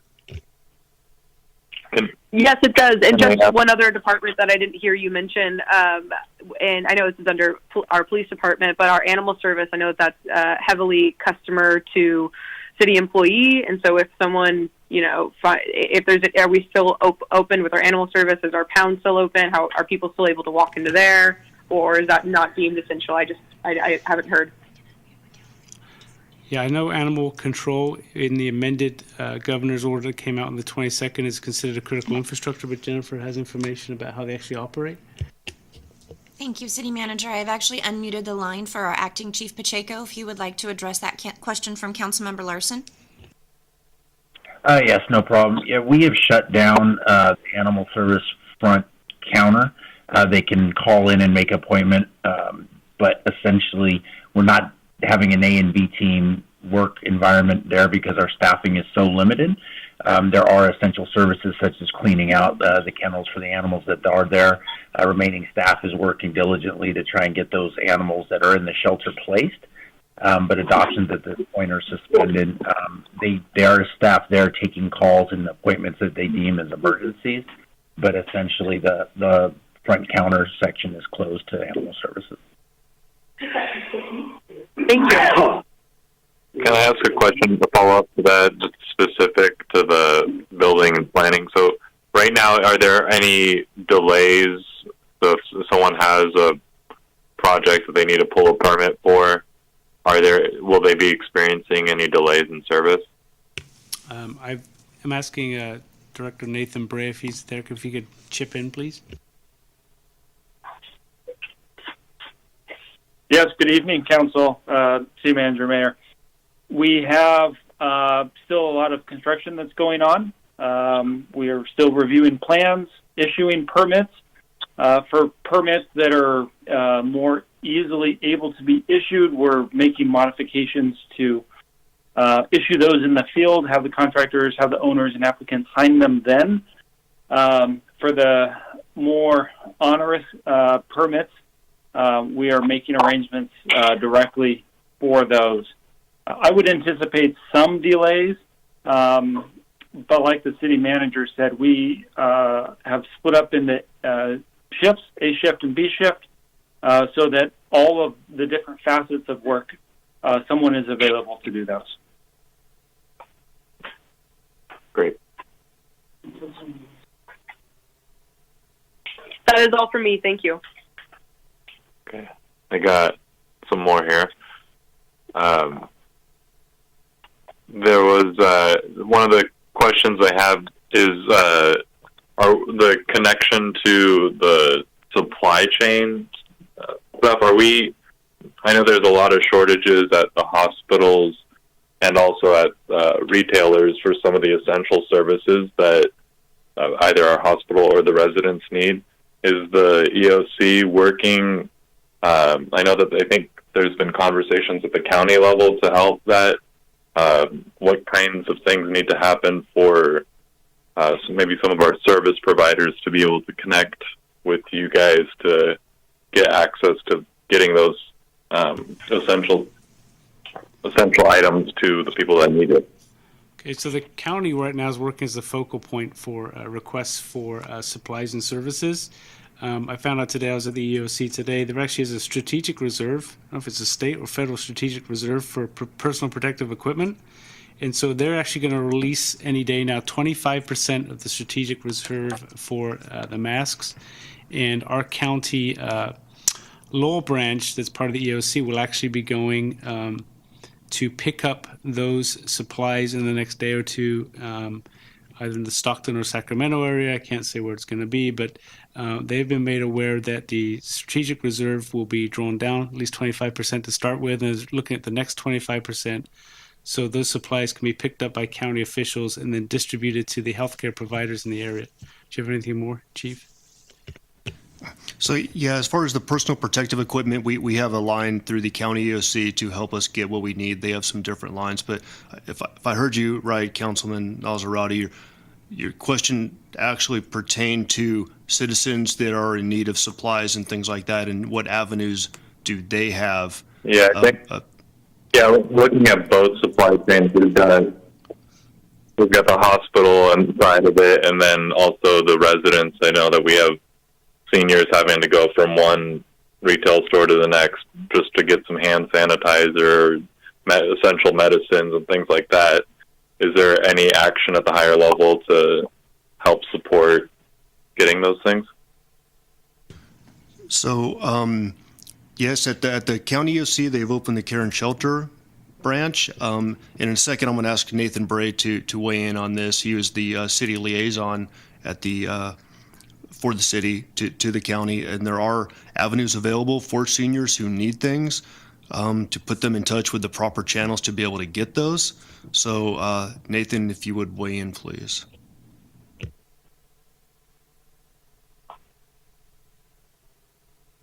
Sure thing. Thank you, Chief Carlson. In a lot of discussions with the county and the different agencies involved, the probably most appropriate way for the county to become aware of these individuals that have the needs is really for them to call 211. That is a great line that individuals can call for a wide range of services, whether they're just saying that they are, maybe they're elderly, maybe they have underlying health conditions, and they are self-quarantining and they need supplies or they need food or something like that. The county has developed a flow chart that if you call 211, someone will answer and be able to get you connected with the right resource. And so I think that's a great starting point. The county is really aware of the larger players, the hospitals, the skilled nursing facilities and such. I personally have been in contact with a lot of those agencies as well. And so I think that that part of the equation is kind of well dialed in. And what Michael had mentioned earlier, it's the national strategic stockpile. Mm-hmm. Part of establishing where those are going to go is the county EOC is developing a strategic, a scarce strategic resource matrix, so that they can then prioritize when they receive an abundance of requests, where's the most effective use of distributing those. But between those two, 211 and the hospitals contacting and working directly with the county's EOC or through the different agencies' liaison, I think are probably the two most appropriate responses. So I've been in touch with United Way related to the 211 operation, because I know that that's where we're pointing people, and I'm working on trying to help them better coordinate with our local service providers to connect those two dots. But I think that at the actually delivering of the essential needs, outside of the hospital, those emergency or medical supplies, there are things that the essential supplies that our senior community would need that they're going to have difficulty getting during these times. Like we're all seeing, you go to grocery store after grocery store and you're not going to see some of those things like toilet paper or hand sanitizer or some basic medicine. And I'm wondering, is there additional efforts to work on securing those specific items to work with our retailers to make sure that those that are really desperately needing it are going to have access to it? So partnering with the people that are delivering them. Councilmember Nazarati, this is Marin Pitt, and I wanted you to know that we've had several conversations with United Samaritan Foundation in particular, as well as our mobile home park subsidy program that we run for low-income seniors who live in the mobile home parks. We'll be coming back to council for an additional allocation of $25,000 from CDBG to help bolster their emergency food box program. But also, we've gone so far as to those seniors who live on as little as $700 a month in the senior mobile home parks, that we've done a query of many of them, that we are putting together sort of necessity kits for them that may include everything from eggs to Kleenex, and working with United Samaritan Foundation to box individual care kits to get out to those folks. Okay, I've been working with USF as well, and I think that the thing that we were concerned about is actually how to source some of those essentials, because they're running into the same issue where they're having to go to the retailer. And I'm wondering, is there anything that we could do as a city to help facilitate working higher level, like at a higher up in the supply chain, to work directly with these, like O'Reilly's or whatever it is, to make sure that these people that are trying to get the services out have access to the resources they need? Because it's not just the money, it's actually being able to source the items right now. Right, and United Samaritan Foundation just got a $25,000 grant of goods and foodstuffs from USDA to help with that as well. And Councilmember Nazarati, I can add a little bit more to that too. So if you were to call 211, that's just one number, it's one resource. If they're not able to assist you, there's loveourneighbors.org. There's AAA, so Area Agencies on Aging.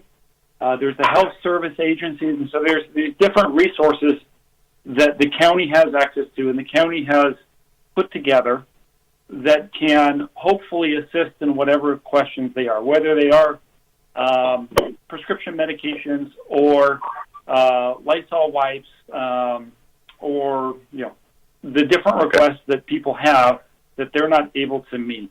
If any one of those agencies aren't able to meet them, then they're passed down to the care and shelter branch of the countywide EOC. And I think to date, a majority of those questions have been able to be answered, redirected, and taken care of through the different resources before they hit the final stop of the care and shelter branch. But the county is really looking at this from a holistic county approach.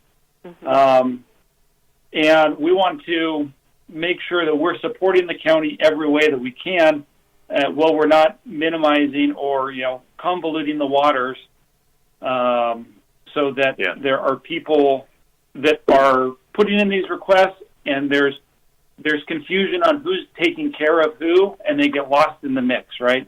Yeah.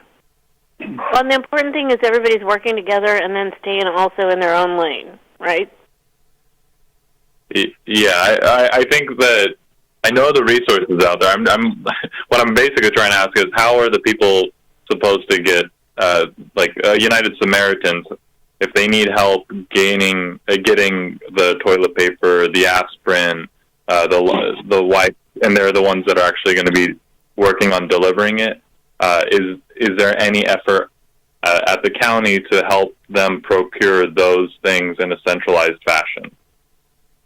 Yeah, if for the example, if the USF, if they are having a hard time getting someone connected with at the county, I would be a great resource for them. I can either get answers to their questions, hopefully not questions to their answers, but I should be able to get them directed and dialed in with the right person at the county. That's really the essential role of the liaison. I'm embedded up there, and so I am able to get our players down in Turlock connected with the larger players up there. Great, thank you. I'll definitely be in touch with you later then. Okay. Another question here. Have we ensured that we've suspended any fee programs or collections during this time as well?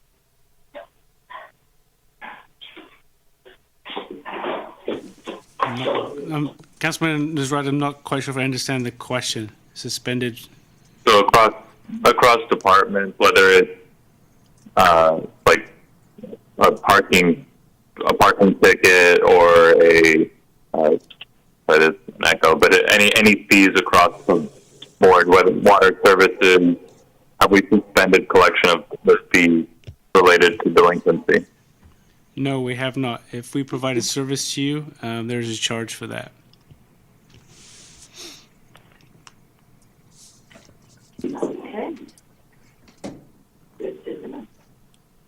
Well, let me just state real quickly, one of the governor's emergency orders has to do with utility billing and stuff like that. So we haven't done anything specific to the city, but we're still governed by what has happened at the state level, just so we're clear. Any other questions for Chief? So can I ask? Yeah. Like, what are the other departments in need of, or if he has any reports on other departments as far as, like we just got one on water and billing. We need to work on that because that was a governor directive. Are we still operational in the other departments, or is everybody at the EOC? What's going on? And then the hospital, what is the update on the hospital? Are they full? Are they not full? Have you been talking to them? That kind of stuff. So, Councilmember Ariano, so with regards to the hospital, we are in conversation with them every single day. I can tell you as of now, they're not at capacity. They have room. They have their own surge plan that they're putting together and in place. That's kind of in their lane as far as how they're going to treat patients. As far as the needs for the other city departments, we are operating. We are operating. We do not have everybody pulled into the EOC. It's, as you know, in the EOC, it's more subject matter experts, so that we pulled them across all different departments. So we have people, that are not normally reporting to different supervisors. It's leave your ego and your rank at the door, and we just get things done that way. But we made that divide with certain people so we could still run city business. So we kind of have two teams in the city now. There's the COVID-19 team, of which I am the EOC director, and then Mr. Cook, the interim city manager, is still in charge of all other city business so that we can keep the lights on while we fight this pandemic.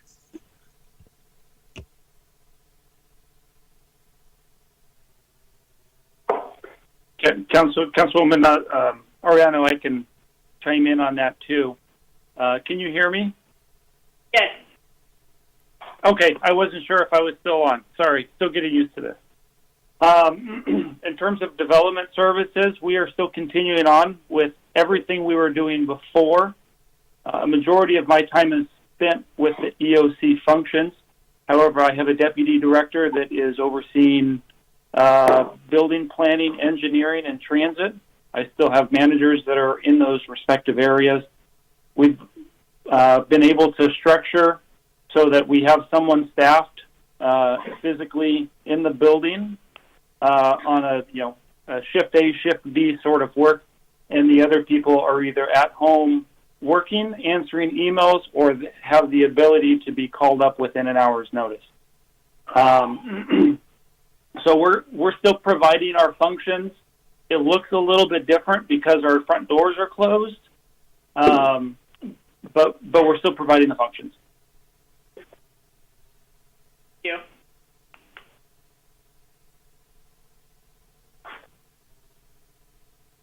Can you guys also speak to the rollout of, I think we had to do childcare service for some of our staffing? Has that gone into effect?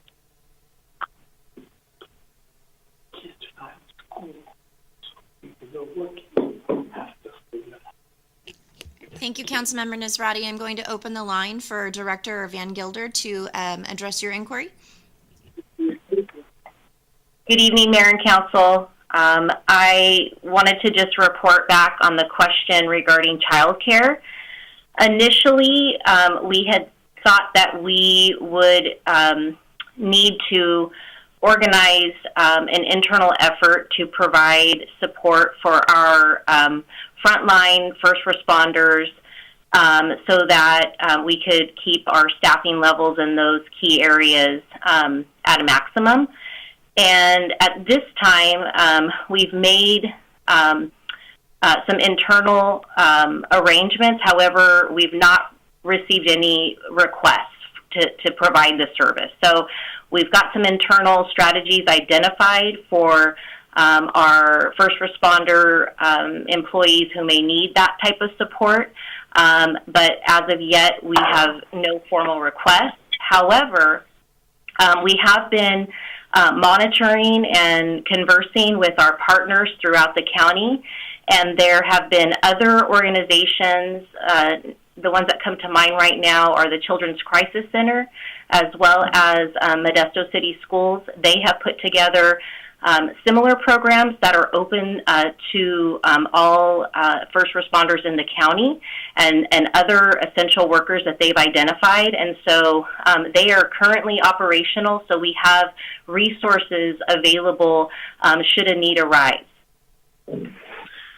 And when you're talking about other essential workers, does that extend to the the people working at the grocery stores as well? Do they have access to this service? Based on what I read on the Children's Crisis Center's programs flyer, it does reference some of those non-first responder positions, i.e.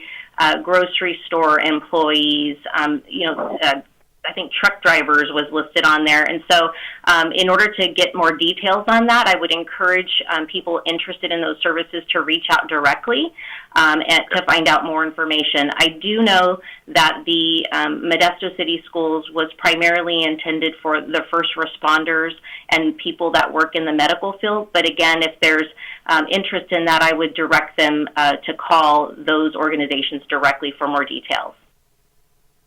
Thank you for the update.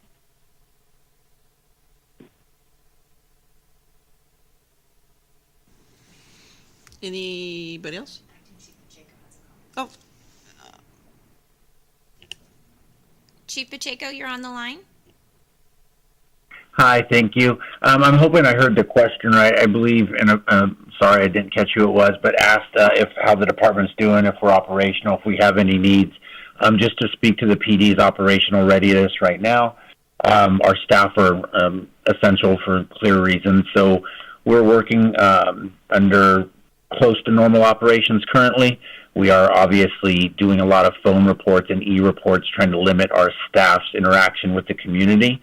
As of now, we are working within the avenues for procurement and the budgets that we have. Kind of a word of caution, I guess, more than anything else. As with other city departments, our communication center, our frontline staff, we are very low staffed going into this thing.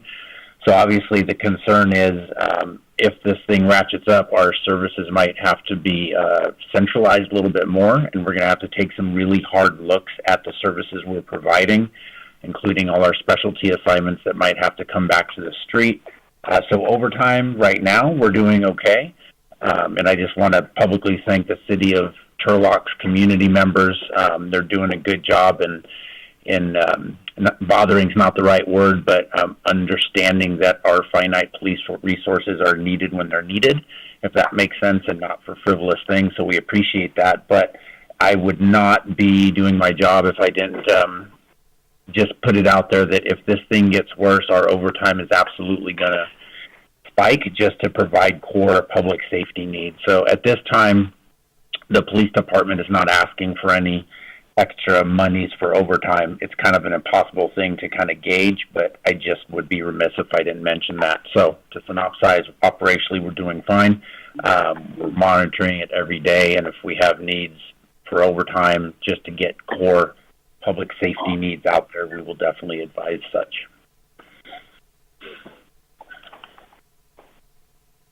Any other calls holding?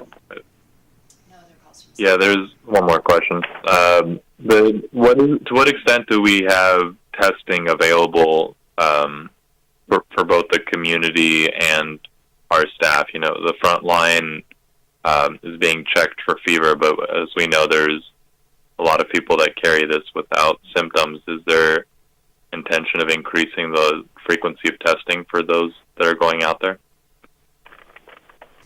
So, Councilmember, unfortunately, the country was behind in the test. There are not that many test kits out there. They are now ramping up production. You can't just go to the hospital and say, I want tested. That's not how it works. You have to go through their triage process. You have to be exhibiting certain symptoms before they will even put you in line for a test. Otherwise, they're telling you to, if your symptoms are mild, to go home, self-quarantine, and monitor. And if you get to a certain level that they deem that you can have a test, you can get one. But as far as for the right now, for the police, the fire, any other city employee or person, you cannot just walk into a place and get a test. Chief, what about temperature checks for your firefighters? I believe that's in place. Right. So as I mentioned in my briefing, we have implemented through Mountain Valley symptom checks for our firefighters. So as they come to work, before they set foot, we check them for a fever over 100.4, which was set forth by the medical director, and for symptoms that are COVID-19 related. And for the fire department, since we are tasked with being the first responder to incidents with people that have immune deficiencies, whether it's COVID related or not, we cannot treat them if we are sick. So we are under a little more stringent protocol than everybody else right now. But still at that point, again, tests are not readily available in the county. So we would have to meet the same guidelines to be able to get tested.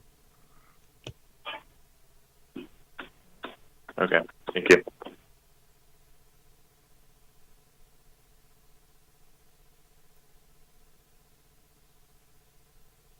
Mr. White, did you have something? Yeah, just so we know, I mean, 3 days ago when we had a report, just to be very clear on how limited testing is and why the numbers are so low, there were only 68 tests in the county, and I think only 75 had already been administered, which to give people a size of scale of how limited the testing is and why, those are the numbers that we're working with. So. Thank you. We do expect that they're going to increase as time goes on, but that's where we're at. Okay, at this point, I will open this to the public. Anyone wishing to call in, and I'll hand it over to the clerk. Thank you, Mayor. At this time, if any member of the public would like to address the council on this matter, please press star 5.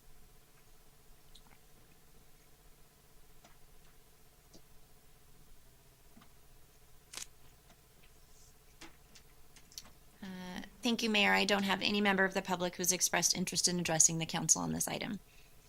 Okay, I will close the public hearing. There is no vote to be taken here, so between our incident commander and our interim city manager, you'll work out the logistics of how monies are spent and how we get reimbursement. Yes. Hey, Mayor. Sorry, real quick. Real quickly, are we going to get direction on the staffing model with the finding that that the model's only being changed to respond to COVID-19? So how's that look then? I mean, if we say that they can only respond, they have to sit there and we're not going to pay them. I mean, I think that it's better, like that's the level of the incident commander and how the budget is spent for all the people involved, all departments, and the interim city manager. Mayor and City Attorney, if I may, maybe I could work through the appropriation that was made earlier tonight and work with the fire chief to add that $30,000 a month back into his budget, so it's COVID-19 related. Go back with that staffing model and inform the council accordingly. Because it sounds like I don't think there's anything on the agenda right now that we could take a motion on, City Attorney, or am I missing something? I think we can come back at the next meeting and formalize it. There's nothing that requires immediate action tonight, but I want to just make clear for the record that if there is a change in the staffing model, that it would be predicated on a response to COVID-19 and that we would not be changing the staffing model but for that fact. Completely understood, and I'll address that with the interim fire chief and memorialize that and let the council know. Okay, was there any more city manager updates? Just a couple of things. One of the things countywide is non-essential businesses are required to close. We do have some non-essential businesses countywide. I don't know if it's a Turlock problem that are either I don't know they're supposed to close or are being defiant. I'd ask those businesses firstly to close just because it's the right thing to do to limit people's exposure to COVID-19. And secondly, unfortunately, people end up calling 911 to complain about a business, and it's using up precious police resources. As you've heard from the acting chief and our regular chief, our police resources are strapped very thin. So if we're getting calls to either our emergency or non-emergency line complaining about businesses being open, that's a strain that we don't need. We are working on a countywide level to develop a three-prong approach to deal with businesses that are reluctant to close, and the city attorney is working with county council on that approach. It won't be arresting anybody. We don't have the resources, but there will be consequences for businesses who refuse to comply with the governor's order. And as we've learned tonight, just in general, the president kind of told us let's 15 days to kind of kick this problem. And then 2 days later, I'm at a meeting, and they're saying plan at least through Memorial Day. And now the governor's saying it'll be through the summer into the fall. So again, it's a completely fluid situation. Your staff and council working very hard to address it, but it changes daily, and we are doing our absolute best to minimize the impacts to our residents. With that, Mayor, I'll close my comments. Okay, council items for future consideration. Councilmember Larson?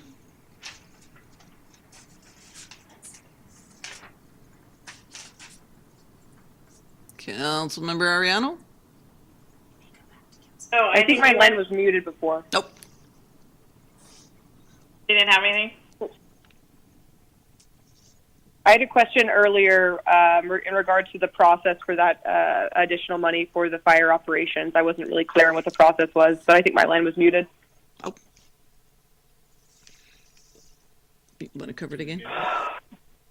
Yeah, so just to explain, Councilmember Larson, as part of one of your earlier items, you did appropriate some funding for our COVID-19 response. Yes. I will memorialize with the interim fire chief that the change in his staffing model is based on COVID-19 response, funded through that line. And then as the city attorney mentioned, we're changing our model this time because of the issues related to COVID-19 and to try our best to then get that funding or that cost reimbursed by the state or federal government. Okay, so just so I understand, the staffing changes can occur under the $500,000 that we have allocated. That's the process in which we're going forward with. That'll be the starting point, correct? Okay, thank you. That's all. I don't have any items for future consideration. And Councilmember Ariano? Anything? Future consideration? I think I'll wait till next meeting. Okay. Vice Mayor? No, none for me. Councilmember Scare? I think we're good for now. Reluctance. We kind of covered it already, but for me, the TOT deferral and eviction ordinance are important. And then council comments. Councilmember Larson. I think that just the approach we've had so far, I just want to congratulate and just thank the city staff that have really taken this on. Thank you to our public safety chiefs. Thank you to our interim city manager, to all of our department heads. This was it's absolutely unprecedented. So to take this on in the professional way and actually to initiate the emergency situation before even other cities in our region did, I think speaks to how we take these situations extremely seriously early. I would also like to applaud my colleagues on this council. I think that our mayor and our council members have also taken this very seriously. I've gotten the word out and have been tirelessly working through this. So it's a work in progress. And I just wanted to thank everyone who's on this phone. And if any of the members of the public have any questions, I can now tell them in full confidence that we're hitting the ground running, and we're doing it in the most professional way possible. So thank you, everyone, for your diligence, and for all of us out here and for all this listening. We're Turlock strong, and we've got to remember that now. So thank you so much to everyone who's had their hands involved so far. Thank you. Councilmember Ariano? I just want to speak to all of the mothers out there, and I know it's been tough having all the kids home and us trying to teach what these wonderful teachers in our lives do on a day-to-day basis. And I just want to encourage you to hang in there and have patience. And I know mine is running thin, and it's only Tuesday. So we've got to pray for each other, pray for our community, pray for our first responders, pray for our medical staff at the hospitals. I know I have a few friends that work in Santa Clara, and they are quarantined because they've been exposed. So we just pray that this has a positive outcome for our community, and we want to assure the public that we're doing the best we can with the resources that we have, and we will continue to do that as the days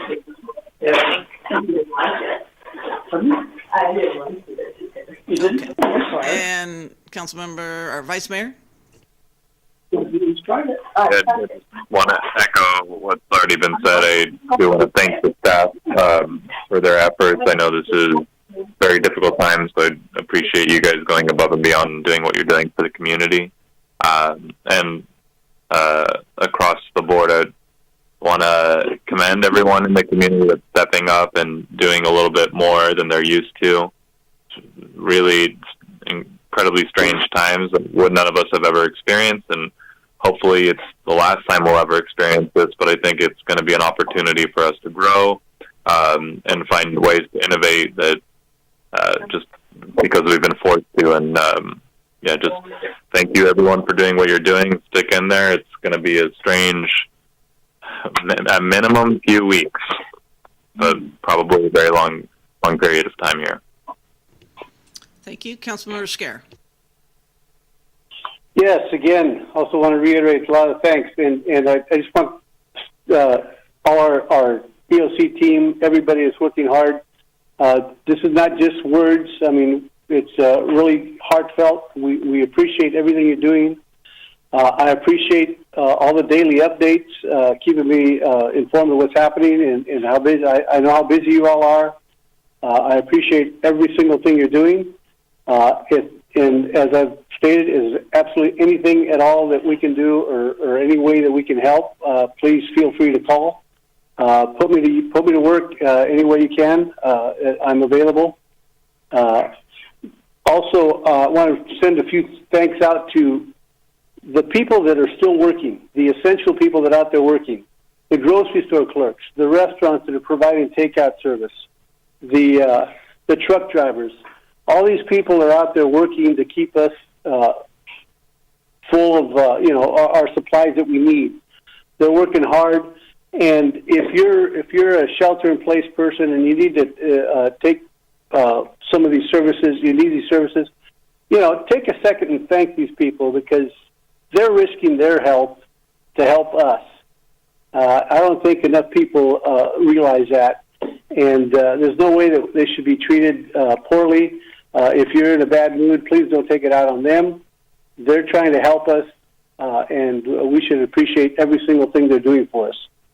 And just for all the parents, you've got your kids home for a while, we know, but try to keep them at home.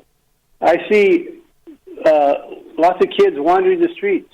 Okay, they close the schools so you can stay home and try to avoid spreading the virus. So let's work on that. Let's try to maintain that social distance. It really is a method that's going to work if we can all work on it.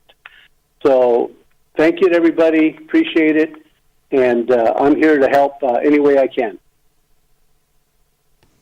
Thank you.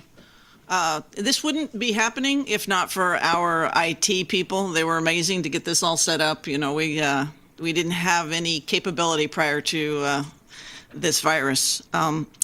So let me just say in regard to the virus that the reason that we opened the Turlock's EOC was because we didn't want to duplicate, but we wanted to make sure we represented our community. I was sitting back yesterday, the day before, and I was thinking about how many people in our lives have been touched by cancer. Many. Every one of us is impacted by this virus. That's huge.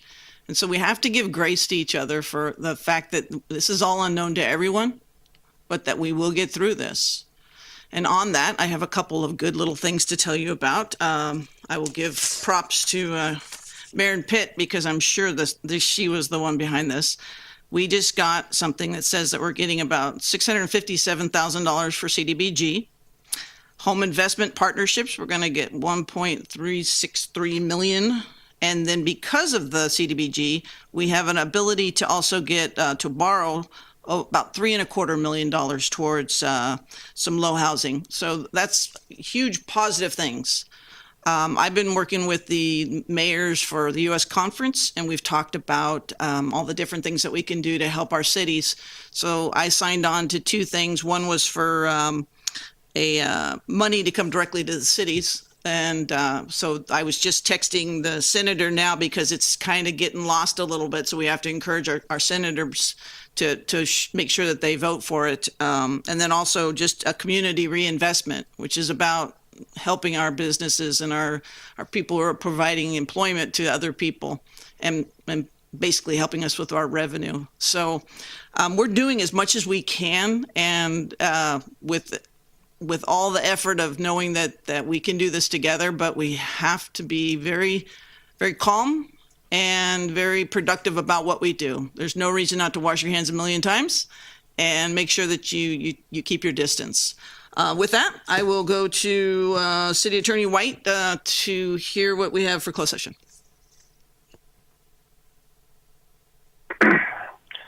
So, Mayor and Council, we have three items. Item 13A is liability claim under California Government Code 54956.95, claimant Marcia Carroll. Item 2 is public employee discipline dismissal release under California Government Code 54957. And C is threat of public service or facilities under California Government Code 54957A, consultation with the city manager and city attorney. And just for the record, Mayor, for those who stay on the line, we will be reporting out, but we'll have to have council members get off in order to go into a different conference call number.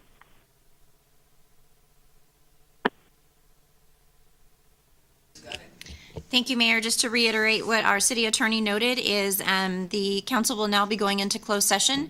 Those who wish to stay on the teleconference line, we will come back into the council chambers and do a report out of any reportable action or information. So you're welcome to stay on the line for the time being. Just please note that you will not have any conversation. It will just be muted. All right, so we'll be moving to another room. Thank you. Line muted.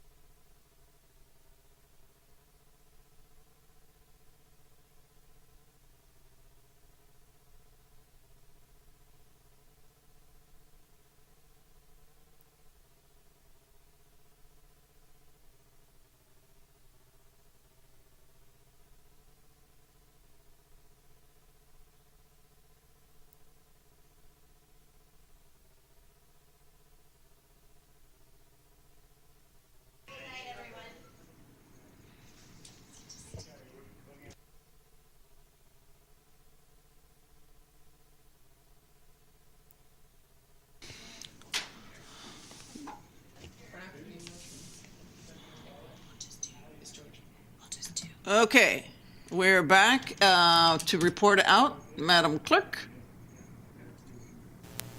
Line unmuted.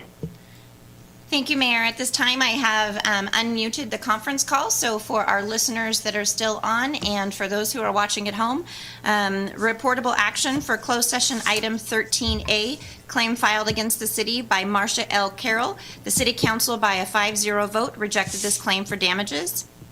For closed session item 13B, Council, by a 5-0 vote, approved a resignation agreement with an employee. And for closed session item 13C, council provided direction to staff, but no reportable action was taken. Great, thank you. And in light of that, we will be adjourning. Thank you for watching. Thank you very much.